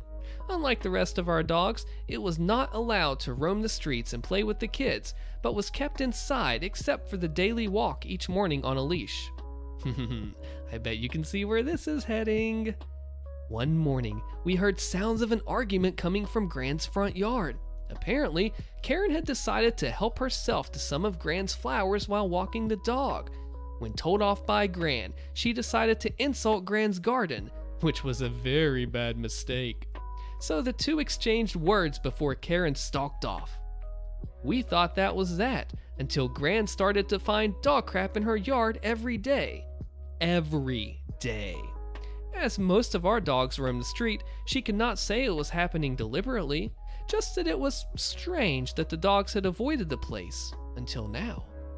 Then we find out that Karen has changed her routine and was walking her dog at dawn each day. My dad spotted her as he was going to work, and of course, Karen was using the opportunity to have her dog take a dump on Gran's lawn. When Gran found out, she was furious. I was at school at the time, so I did not see it, but Mom recounted the events. Apparently, Gran had taken a garden trowel of dog crap and gone over to Karen's door where she had told Karen that she would rub your face in the next dog crap I see on the lawn. Karen responded with a tirade of abuse and then slammed the door before Gran threw the crap at her. So the stage is set. On to Act 2. Scene: early Saturday morning. We were woken by screams at daybreak. It sounded like there was an almighty fight happening at Gran's place. All the neighbors rushed out to the most amazing scene ever. In Gran's front yard, on the lawn, lay Karen face down with Gran perched astride her back. One hand on the back of Karen's neck, and the other hand with a firm grip on Karen's hair as she rubbed her face back and forth through a nice fresh dog crap. Karen was screaming bloody murder between gasping for breath and spitting out grass and crap. Gran was shouting, "I warned you, I bloody warned you, you stupid witch." So it turns out the cunning old girl knew Karen was too stupid to take a warning, so she had got up early so she could lay in wait and then ambush Karen in the garden. Karen was never the same again. She moved out in less than a week. The best laugh I think I ever had. Never mess with the grannies, folks. My neckbeard ex had a traditional wife fetish, posted by Cardinal Cherry. I'm not exactly sure where to even start with this roller coaster of a story. This happened a few years ago when I decided to go to Canada on a one-year college adventure. Not only was it my first time traveling alone, but it was the best experience for me to learn French. Now, I must say that I have no clue of the day-to-day life from the US, so it was a bit of a culture shock when I first arrived at the border. I would say it was unfortunate fate because my credentials weren't up to date or straight up couldn't be found, so I was stuck in the border for a little while. This is where I met Neckbeard. Let's call him A. A and I met in one of those airport cafes and we surprisingly hit it off quite well. He seemed smart and a responsible young adult, totally not what you could expect from a neckbeard. Aside from the milady part, he did that thing. And upon hearing my situation, he proposed I could stay with him. "I got an extra room, but you won't need to pay for a hotel," he said. Now, I thank my paranoid of a mother drilling fear into any type of human interaction because in that moment, I felt something was off about A. I wasn't sure what it was, but I refused his offer. He was a little older than me, and I was not comfortable living alone with a man, a stranger, for X amount of time. I stayed in the hotel for a couple of nights, and A kept me company most of the time, showing me around places near the border. He still brought up the idea of staying with him every so often, but I kept brushing him off. He started to be very persistent the more we waited, saying how nice his house is, that he lived very close to the airport, and on and on. Just about anything to try and convince me to stay at his place, but I never backed down. Finally, when I was indeed able to pass the border, I thought that would be the last I'd see of A, but some dumb part of me gave him my phone number and promised to meet up from time to time. This eventually led for him to try and push a relationship with me. Now, I still felt off about A, but over the months of my stay in Canada, I'd grown to know him, so I thought, hey, why not? It's just a basic short relationship, and once I go back home, it'll be the end of it, right? Well, this is Neckbeard Stories, and nothing ever goes smoothly. I learned very quickly that A had certain tastes. He liked me best when I'm wearing dresses and heels, and he would turn up his nose when I'm wearing sweatpants and boy clothing. He wanted me to wear his gifts, which was girly things only, and he liked to watch me cook for him and clean my dorm. He didn't help, but he liked to watch. Creepy. He liked me when I put pop music on instead of my usual rock, and quickly made it clear that my nerdy taste in anime, video games, comics, and so on weren't his cup of tea. But that doesn't include him, of course, because he gets to like anime, video games, and comics, but not me. We once had a fight about this, and I hurt his feelings by saying his favorite anime sucked, and I still don't regret it. There were moments where he tried to teach me to be a better cook so I can make him better meals, how to clean better, how to walk and talk and even smile around his friends, so the relationship was going great. He was especially disgusted in my pagan and witchcraft interest, something that I truly identify with myself, and hearing him call me a weirdo and other hurtful things really brought my trust in him practically down to a zero. Still, for some unknown reason, I remained with him while walking around in eggshells. Breaking my confidence must have been part of his plan, because as soon as I stopped being so vocal about my interest, he started to praise me for being so obedient and nice and caring, and worst of all, wife material. It was like he was checking off some checklist. Who the heck is this guy? The guy from the airport was decent at best, but this man that I was dating treated me like some sort of China doll that he was obsessed over. This isn't without mentioning the jealousy of men so much looking in my general direction, not letting me do any of the heavy lifting, expecting me to be available at any beck and call like some canary. And even if his friends seemed aware of his excessive behavior and said I wasn't the first he had done this to. I was sick of it. I just wanted to go home and never ever hear this man ever again. But it gets worse. I'm very close to my family. It's a very cultural thing, so the culture shock of A telling me that he hasn't called his parents mom and dad in years and then moved away at 18 was totally an independent man, and I guess it's that easy when you live in your dad's summer home, living the American dream, I guess. Whatever.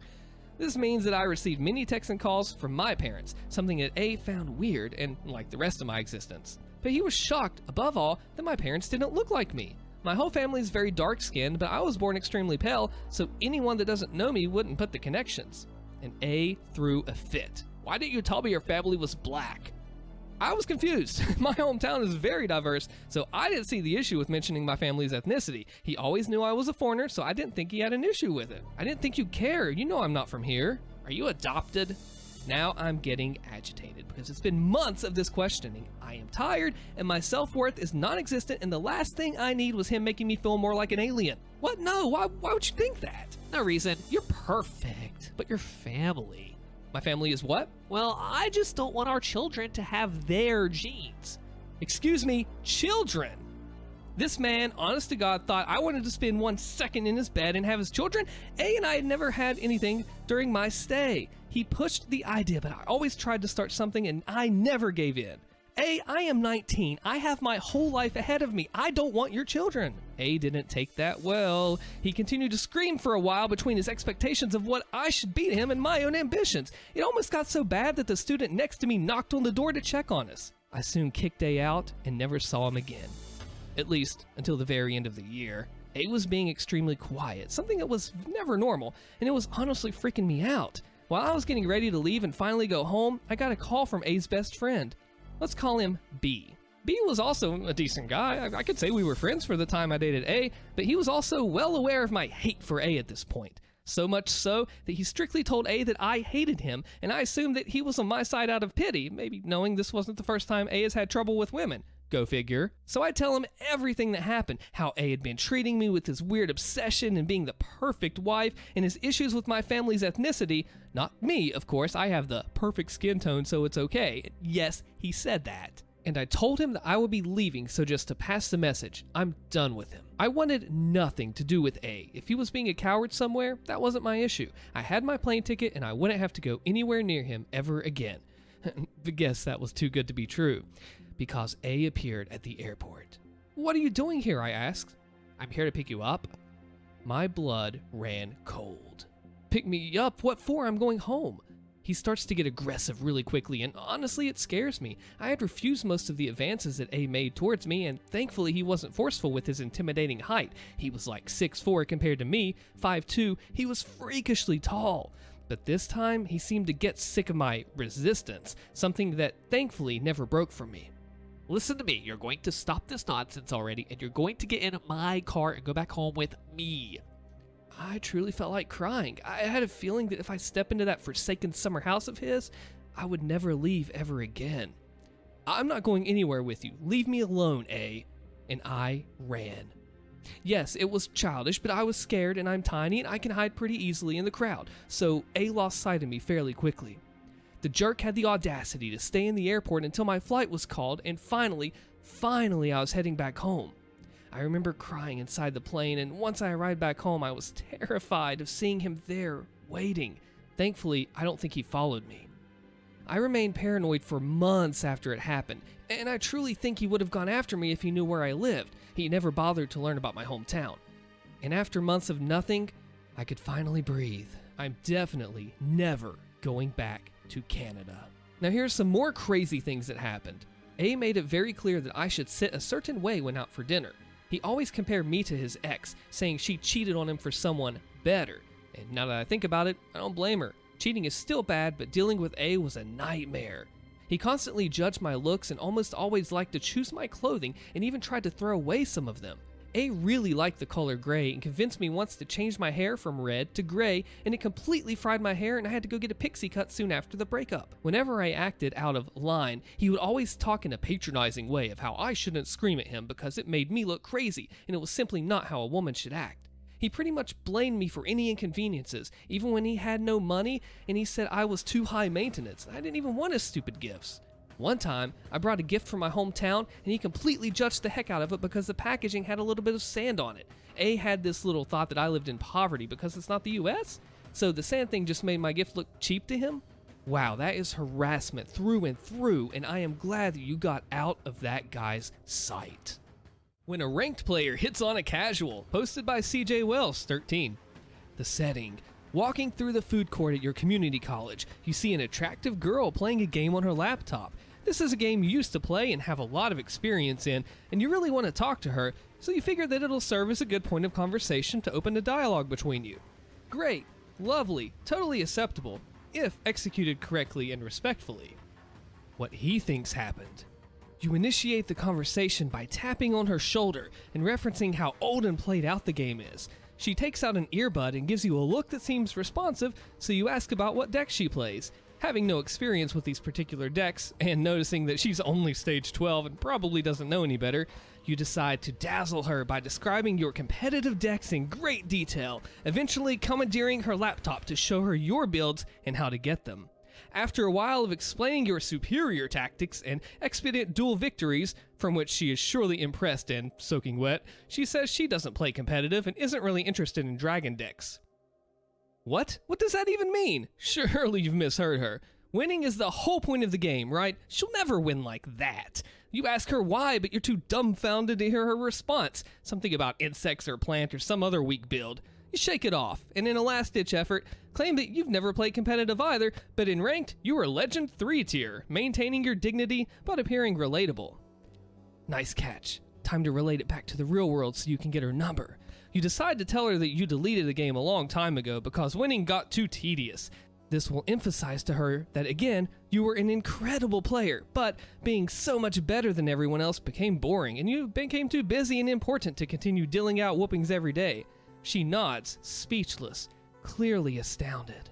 You scrap the number idea for now, because clearly she'll seek you out when she wants to start playing seriously, and it's better to make her come to you. You play it cool as you make your exit, claiming friends are waiting for you, because friends are impressive, right? As you slowly walk away from her, you make sure to eye her up and down so you can locate her later and continue this flirtation. This feels like a victory, and if she doesn't seek you out in the next few days, you'll find her again. What actually happened? You're sitting in the food court at school, minding your own business, playing a game on your laptop instead of working on the paper you have due tomorrow, when all of a sudden you feel a tap on the shoulder. You turn and take out an earbud, as is customary, and a kinda nerdy but normal looking dude that you've never seen before just points at your laptop and says, I remember that game. It's so broken now. Not knowing what to say and still being mid-duel, you just say something to the effect of, oh yeah, I still like it though, and go to finish. He asks what deck you're using, so you, still trying to avoid homework and genuinely open the conversation, tell him. He clearly has no idea what Sylvan plants are, so you ask him what he used, and oh boy, was that a mistake. He immediately goes into detail about all the elements of this hyper-meta Stardust Dragon deck, what cards to use, what boxes to buy from, how to play the hand, the works. You can tell he thinks you're new at this because he asks if you know how to synchro summon. You keep trying to interject and tell him that despite your low level, you actually had to delete the app from your phone due to overuse, and technically playing on Steam was a relapse, but you can't get a word in edgewise. Great, so he wants to teach you how to play. Suddenly, this strange man puts his hands on your laptop in order to show you his build in the catalog. You're generally polite and tolerant, but now you're kinda mad and very uncomfortable, and it takes everything in your body to not reach out and break his arm. Minutes go by and he continues to talk about his OP deck, leaving no room for response. When an opening finally presents itself, you tell him that you're not competitive and don't play dragons. This apparently throws him for a loop because his face goes totally blank, and all he says is, "Why?" You proceed to tell him that you mainly play plants and insects because of your hobbies IRL and are interested in collecting whole sets and seeing how they were designed to complement each other. His face does not change and he blurts out that he used to play casually too. Okay, sure. In an awkward effort to save the conversation, he returns to the fact that he no longer plays the game and goes on to give the reasons. Winning had become too boring and the quality of the game was trash. Wow, what a thing to say to someone who is currently playing that very game. At this point, you're just tired and waiting for him to finish talking, but he goes on to describe how he would win every duel within 5 turns. Eventually, he stops and you facilitate an awkward pause in order to emphasize the depth of the discussion.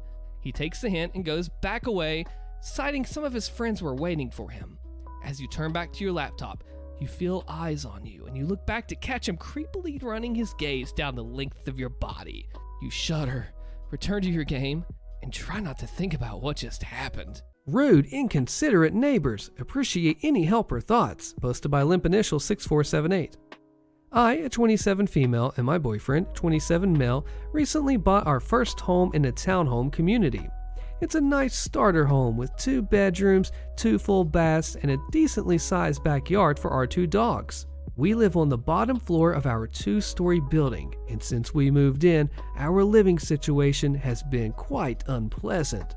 Don't get me wrong, we love having a place to call our own, but our neighbors that live in the unit directly above us are the most inconsiderate, unhygienic, miserable people that I've ever come across. I didn't even know that there are people who exist with such little self-awareness and regard for others. Here are most of the instances that have happened that made me despise them.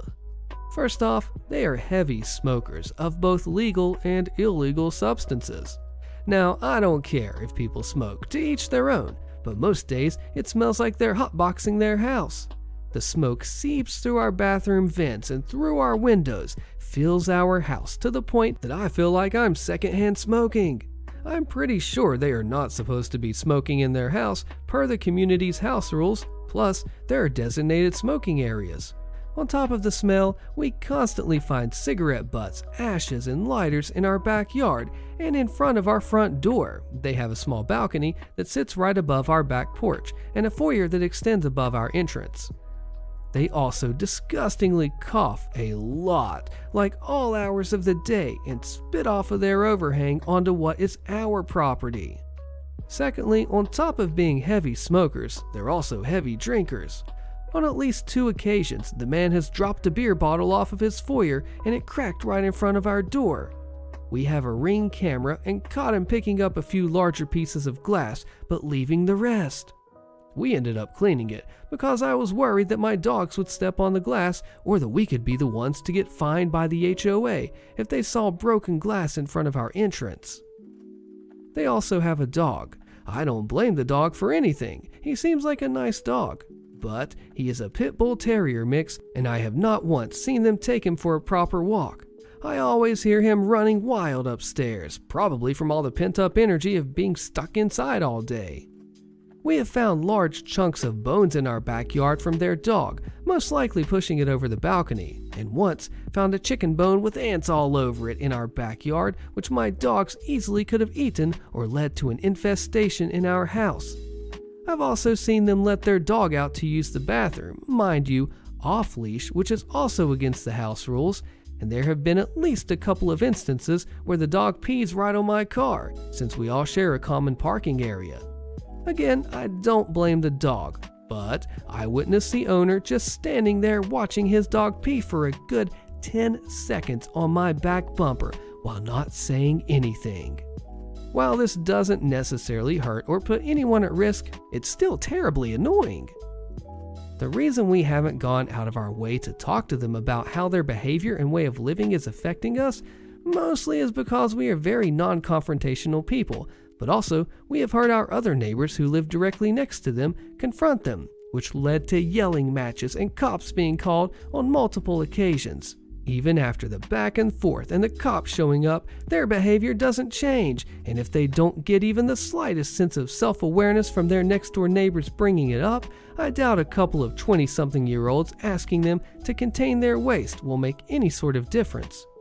We're also afraid that if we speak up and let it be known that we have a problem with them, they might do something to retaliate. We have cameras that capture our front and back entrances, but because they're directly above us, we wouldn't be able to catch them in the act of actually dropping stuff on our property. We've taken pictures of their waste on our property and sent it to our HOA to make sure we have a record of it, but we have not once received a response from them with any sort of direction to remedy the situation. That's why I'm writing here to see if anyone might have any sort of idea of what we can do to get this to stop, since we're probably going to be living here for at least another 6 to 8 years. The top comment basically says if they've already taken pictures, send them to the HOA, talk to the manager, and really there's nothing else they can do.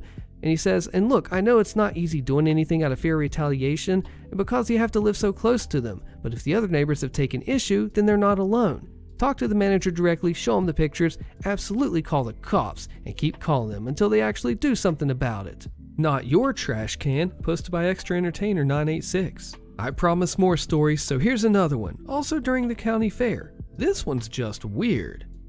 It was a pretty mild summer, so the turnout was higher. Go figure, people didn't want to be boiled to death while trying to eat a piping hot funnel cake in the middle of the day. Who knew? I'm going about my day doing normal Saturday chores, lawn and grocery shopping. I get back to and from the store, and by some miracle, no one is blocking my mailbox. Good. My mailman is incredibly lazy and won't approach if a car is too close. Also stories for a different sub, and no one's in my drive yet. With things put away in the house, I go outside. My trash cans, recycling, green waste, and general garbage are out on the road because for some reason it makes sense for the busiest street to have pickup on days that events are consistently happening on it. I'm surprised to find the trash has all been picked up before noon, so I should be able to get them all pulled back to my house before there's a lot of people trying to use them. The fairground literally has over 100 trash cans set up, or someone tries to move them to park, which according to city code they aren't allowed to do, but again, the cops in this town, they don't care at all. I was wrong. I'm walking out my door as a car pulls up in front of my bins. A dad, 2 boys, and a grandpa get out. I'm not even 5 feet away, and this old guy had to have seen me. He walks to the back of their SUV, opens my green waste bin, and tries to throw a mostly full Gatorade bottle in. I yelled, "Excuse me, please don't throw your garbage in my bins."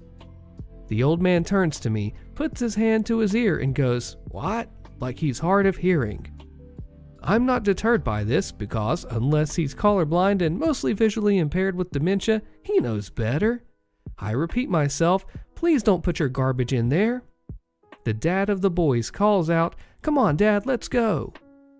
Magically, the old man's hearing is perfect. His son was further away, still by the front of the SUV, and the old fart says, "It's not that big of a deal," and he walks away, bottle in hand. "Sir, why did you need to throw away a mostly full bottle? Why couldn't you have just carried it another 30 feet to the public bin across the street? And why did you go for the green waste bin when the garbage can is next to it?" Great way to start my afternoon. Later that afternoon was my first entitled Parker. I go to look out my front window, trying to decide if it's worth it or not to go over and get a cupcake from one of the stands that I really like. Lo and behold, there's a weird car in my drive. I ask my neighbors, not theirs. They thought we got a new one. They tell me to call the police because that's what a cop told them to do. We could get in trouble for any damage to the vehicle and a towing company could charge us since it's our property. Being 22 at the time, I accepted this truth because adulthood comes with a lot of rules, so okay. I go back to my house to call the cops. As I'm going in my door, I hear the car start and turn to see a gaggle of women getting in. I'm already annoyed, so I yell, "Hey, this is private property." The driver pops back out of her car and says, "We weren't even here that long." Because that somehow matters, I decided that I'm not going low, so I just go back inside and tell my husband that night that I'm slashing tires from now on. He looks me dead in the eye and asked, "You want them to leave, so why would you make it so that they can't leave?" Realizing what I just said, well, I don't know what I'm going to do then, okay? It really should not be that hard to respect other people's property. To anyone thinking, well, I'd rather not litter, so that's why I use random strangers' trash cans. Do you realize that you can just hold on to your crap and not litter in general? Or, if you're that desperate to throw something away, you can knock on someone's door. I've had people, just on a normal day, walk all the way down my driveway and into my lawn to get to my trash can to throw something away. That's just obnoxious. I know it's tempting, but they could have just held on to it. What would have you done? I screwed up by not paying my HOA dues. Very recently started working again. We owed about $2,000 in condo fees and HOA dues. The HOA had served us for court. The court date was last month, and I started working a new job the week before, so I didn't go to court, figuring the judge would default judge for the plaintiff, HOA, and my new wages would get garnished, as has happened to me with creditors in the past. Instead, the HOA lawyer requested a continuance and that the judge issue capias warrant. I didn't know any of this. Worked all day yesterday and I was exhausted when I got home. I went to bed at 9:30 p.m., but 10 minutes later, someone was pounding on the door like they were the cops or something. They were the cops. They scared my wife and kids and my dogs pretty bad. They wouldn't and couldn't tell me why they were arresting me, but took me out of my house in handcuffs and to jail. When I got to jail, after a bit in the holding cell, one of the arresting officers, and a 55-year-oldish officer, took me to a little room. I asked why I was there, and they couldn't believe that I would have no idea. I said that the only legal trouble, besides a paid-for speeding ticket last year, was my HOA was trying to get a judgment on me for unpaid HOA dues. They said that that couldn't be it. A few minutes later, the magistrate's office sends over a fax saying that the warrant was issued on behalf of my HOA lawyer's request. The cops were surprised, as they had never arrested anyone for civil cases involving overdue bills. I talked to the magistrate over a Skype type of interface and was given a court date for the charge of failure to appear and another court date for the unpaid HOA dues. I was then released 25 miles from home. Bad night. An update. So I may have been wrong, but the cops came again to arrest me again about 20 minutes ago. I was able to convince them that they had already arrested me last week. Thank God the paperwork was at arm's length. What do you think about this story? Should OP be in trouble or is the HOA being dirty? Let me know what you think. This one's an interesting one. Karen wants my tires. It's almost snow season here, and I booked an appointment to have my tires swapped today a month ago. First snow is forecast Wednesday morning, so I knew it would be busy when I got there. It was actually chaos. I checked my vehicle in after about 15 minutes in line, and I was thinking that they were moving pretty quickly for it to be that short, given that they had so many vehicles. There were even some parked on the grass. I had to park a quarter mile down and walk up. And for the next hour, I waited and got to hear the poor employees get screamed at over and over by walk-in customers with no appointments who thought that they should get their tires immediately. But the last one really takes the cake. She'd been staring through the big windows at the shop the whole time she was in line. She was told she had two choices: make an appointment for next Monday and come back, or leave her vehicle and they'd get it done in the order that it came in, after those with appointments, so she'd probably need to come back in 8 hours. She started freaking out, screaming and cussing that she needed her tires now and didn't care who was in front of her because she was the first one in line right now. The employee patiently and kindly explained her options again and that they were booked solid for a week. She never even looked at him. She cut him off, yelling at him to give her the tires in the back of that black little SUV that just rolled out. I checked over my shoulder, and sure enough, they just finished up my Land Rover. The employee kept trying to tell her that my tires are mine and that they have plenty of tires. They only have 4 work bays. Well, that SUV is off the lift, so just put mine on it and give me the tires that you put in the back of it. It's really simple. Are you an idiot? He blinked, started to say something, and I cut in. Hey, that's my vehicle. Those are my tires. I own them. Are you suggesting that he steal my all-terrain tires that suck in snow and have them put on your car that they won't even fit? She said, tires are tires. Well, then drive off with the ones you have on and leave everyone here the heck alone. Her now whining like a toddler, but they're not snow tires. I need snow tires. I just lost it laughing. Neither are my off-road tires that they'd taken off my rims to put my snow tires on. So I say, seriously, just make an appointment like the rest of us did, and you'll have tires that fit. No, stop yelling at people and go book it online. So I stood up. I don't think I'm exactly intimidating as a 5'6", 49-year-old woman, but it worked.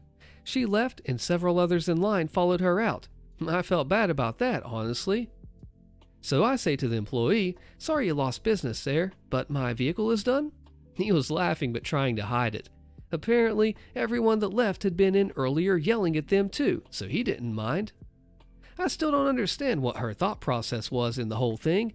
Someone said, as I was leaving, that she'd also left her car parked in the middle of the right-hand traffic lane on the busy highway in front of the place. But a shout out to that employee for never losing his cool at all. I can only imagine what his day was like already by the time that she started in, based on just the time I was there. Friendly reminder, if you live somewhere it snows, book your tire appointment in advance. I would like to see to try to put those tires on Karen's car. It's not going to work. That is basic knowledge, is it not? And I'm not even a mechanic. Am I the a-hole for telling my daughter that if she won't stand up for herself, I don't want to hear about it? Hosted by ThrowRA Won't Hear It. I divorced my wife almost 20 years ago because her work life became so severely toxic to my mental health that I was developing extreme anger management issues. To keep it short, it didn't matter who it was, she would not stand up for herself at work. So, day after day, she's telling me these work stories about how upset she was. I'd give her suggestions and nothing would change. Things escalated, and slowly but surely, I was building a resentment that I didn't know was there, and I found myself angry anytime she would talk about work. She refused to get therapy or do anything to improve her situation, and our marriage slowly fell apart because of it. It wasn't until I decided to get therapy myself because I couldn't control my anger that I realized the relationship itself had become toxic for me. It took a lot longer after that, but we ultimately divorced as a result. Fast forward to present day, and my adult daughter is now working in the federal government, and she's letting the same thing happen to her. We talk on the phone every other day, we live in different cities, and the past 3 phone calls she's complained about the same situation. I've given her suggestions and nothing's changed. I immediately recognized my anger building, so I just stopped her last night and I told her that if she won't stand up for herself, I don't want to hear about it. She called me an a-hole and hung up on me. This morning, my son called to ask why my sister is telling everyone I'm an a-hole to hear my side, so I told him the abridged version, and he told me I'm the a-hole as well. I know I might have been just a little tactless in how I shut down the conversation, but I just can't invite that anger into my life again. Maybe it makes me weak, but I'm just not able to cope with it. So for the instances of standing up for my wife, she'd be in a team of 5, but because she was very efficient, her team lead, her super, or manager would keep putting more work on her. Even when she had more work than she could do, she would never say no. At one time, she was on 7 projects, and everyone else in her team was on 1. She just wouldn't say, I can't, I'm swamped. I would literally suggest that she say something like, I'm already on 7 projects, I won't have time to take on an extra. I know X is only on 1 project right now, have you asked them? She would complain and stress out and have breakdowns before the week started because of work anxiety, but still wouldn't say no. After years of seeing this happen to my wife, but her never doing anything to change it or to try and improve herself so she'd have the confidence, the anger I was feeling at her workplace was carrying over to her. I couldn't stomach hearing about her work anymore without immediately becoming angry, but I kept bottling it until I couldn't anymore. Now my daughter is letting the same thing happen to her, so just hearing about it is immediately putting me in that place again, and the anger that I used to feel is coming up with my daughter. Before we reveal if you're the a-hole or not, we have to read the update. Here's part 2. I wanted to lead by clearing up a few things before getting to the update. My wife and I were married for 7 years before my anger issues manifested, and I was her emotional support for even longer. She introduced me to solutions and support, and we had our own rules. On our daily walks, I just listened. If she spoke about work at home, it meant we could discuss it. I did tell her that she needs to get help, but that was at the end of our relationship. She refused couples therapy, personal therapy, and insisted it was my responsibility to be there for her. Much earlier, I'd also asked her if she'd considered therapy or any other strategies to help manage her anxiety, but I wouldn't press the issue. I admit this manipulation, but my hopes were to open her mind to the idea that she can get help if she wants it. Her own anxiety is why she never did. Ultimately, I had to walk away from the marriage. My daughter is nearing 30 years old. She is not a child, and I'm happy to say we have a great relationship. Her regular calls should be proof enough of that. For those wondering why my anger is so hard to control, prior, I never really got angry. I was raised with the belief that if something happens, it's happened. You have no control over it, so don't let it bother you. I just didn't have much of any experience with anger because of this. When I started to feel it, I just bottled everything. I ignorantly believed that I had control. So for the update, I had a Zoom call with my children. I started by apologizing to my daughter. I'd never spoken to either of them about why their mother and I divorced, so I explained to them why our relationship fell apart while trying to keep their mother's involvement as minimal as I could. I confessed my mental health struggles with anger. I made it clear that it wasn't her fault. I found out that their mother told them a similar version, but put the impetus on herself. So now they have the whole picture. The conversation went well. I answered their questions as best as I could, and I reassured my daughter that she can always speak to me and that she can vent to me. She asked if it would help if she let me know ahead of time that she wants to vent about work, and it was embarrassing, but I asked if she could. We've agreed that she'll text me, "Bad work day," and if I'm able to, I'll call her. My son didn't have much to say, but he did tell his sister that she can call him to vent too. All in all, things are pretty okay. I did schedule an appointment with my therapist. At this point, I've only been seeing her once a month, but this incident merited a call. Also, my daughter has decided to see a therapist for her anxiety, but she insists that she doesn't want to leave the federal government. She says the job security outweighs the risk with the future economy being so uncertain, and I'm proud of her. Not much else to say. Thank you everyone for your kindness and time. For everyone who is hostile with me, I hope you find your own peace. Cheers. Am I the a-hole for cleaning out the fridge without telling my husband? Posted by AITA Fridge Out 4563. My dear husband brought home a metal box that he checks on often during the day when it's in the fridge. When asked about it, he said it contained freshly picked olives his friend Jason got from his uncle's farm, and he wanted husband to keep it until he gets back from his business trip. I had no problem with him keeping it safe at the bottom of the fridge. Husband always asked me to be cautious with the box and not open it, as it would be rude to touch other people's stuff. Yesterday, I decided to clean out the fridge, which took me about 2 hours from unplugging the fridge, emptying all the items, groceries, vegetables, and containers, and washing and cleaning out the inside of it, and then letting it settle before plugging it in again. I took the box my husband brought out of the fridge and placed it on the kitchen island alongside other containers. While I was working, I received a video call via WhatsApp from my husband while at work, feeling bored, and he was asking what I was doing. I showed him that I was cleaning out the fridge, and suddenly he freaked out and asked about the metal box. I was confused, so I told him to calm down, and I showed him where the box was. He got mad, telling me I shouldn't have cleaned out the fridge nor even touched the box without telling him. I again tried to ask him to calm down, as I saw no big deal with that. His precious box was safe and sound, but he went on a rant about how the box needed to be put back inside the fridge ASAP and told me to plug the fridge in right then, but I couldn't because it was still wet and I hadn't finished cleaning the other parts. Apparently, I peed him off by stalling and he hung up, and around 30 minutes later, he came home and pitched a hissy fit saying I should have picked a time when he was home to clean out the fridge so he could take the box somewhere else to keep it cool. I said, so what, it was sitting out of the fridge for barely 2 hours, and olives can stand being outside the fridge for a longer period. He said, I don't get it, and he took the box and wanted to leave with it. I asked where he was taking it, and he said he needed to go back to work and had no time to explain. I shrugged this whole thing off, but he came back with it in the evening and put it inside the fridge and then complained about me cleaning the fridge without telling him and acting dismissive of his opinions. I argued what opinions could he have on cleaning out the fridge. He argued back, saying he promised Jason he'd keep his olives in good condition and then I should have just told him. End of story. I wonder if I messed up. He usually doesn't get that mad unless I've messed up, and I think I have. So first of all, yes, I'm aware that he is acting overprotective of the box, but he always acts like that whenever someone asks him to keep an item safe, like furniture or car parts. And second of all, no, I haven't seen those olives myself, and I haven't really opened the box because I didn't think I'd even have to. But husband tends to get overprotective of his friend's belongings, so I didn't give it much thought.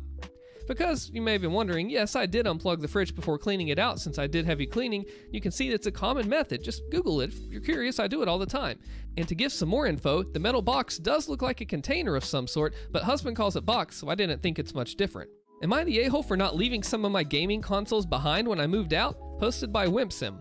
I'm an 18-year-old male, and I moved out of my parents' house 6 weeks ago. We had a bad relationship for the last 3 years, and I couldn't handle living there, so I decided to stay with my best friend's parents. My relationship with my parents started to suffer when I was 12, and they became foster parents.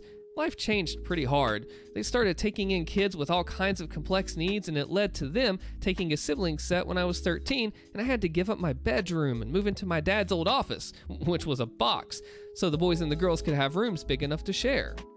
We then moved to a bigger house so they could foster more kids, but I still ended up in my box room.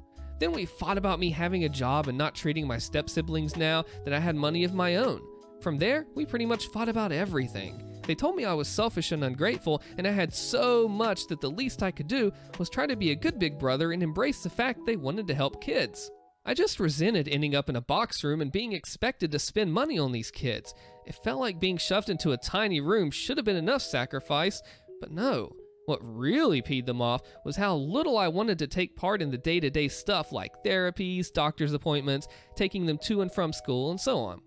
Once my parents moved into the bigger house, money was super tight. They're still struggling with that now. When I moved out, I took my video game consoles, ones I paid for. There's my PS1, PS2, PS5, Switch, and a GameCube. My parents were ticked. They asked me to leave some of the stuff there for their foster kids, and I said no. That I had bought them and I wanted to keep them. They called me selfish again and said the kids deserve more of these happy things with all the hard lives that they've had. I told them they should buy them for them then, but I'm keeping my property. They called me an a-hole and told me they were ashamed of my attitude. Am I the a-hole? Hey, you bought them, you're not under an obligation, it's nice to share, but you know what, given the situation, I think you're fine, you're totally not the a-hole. Nope.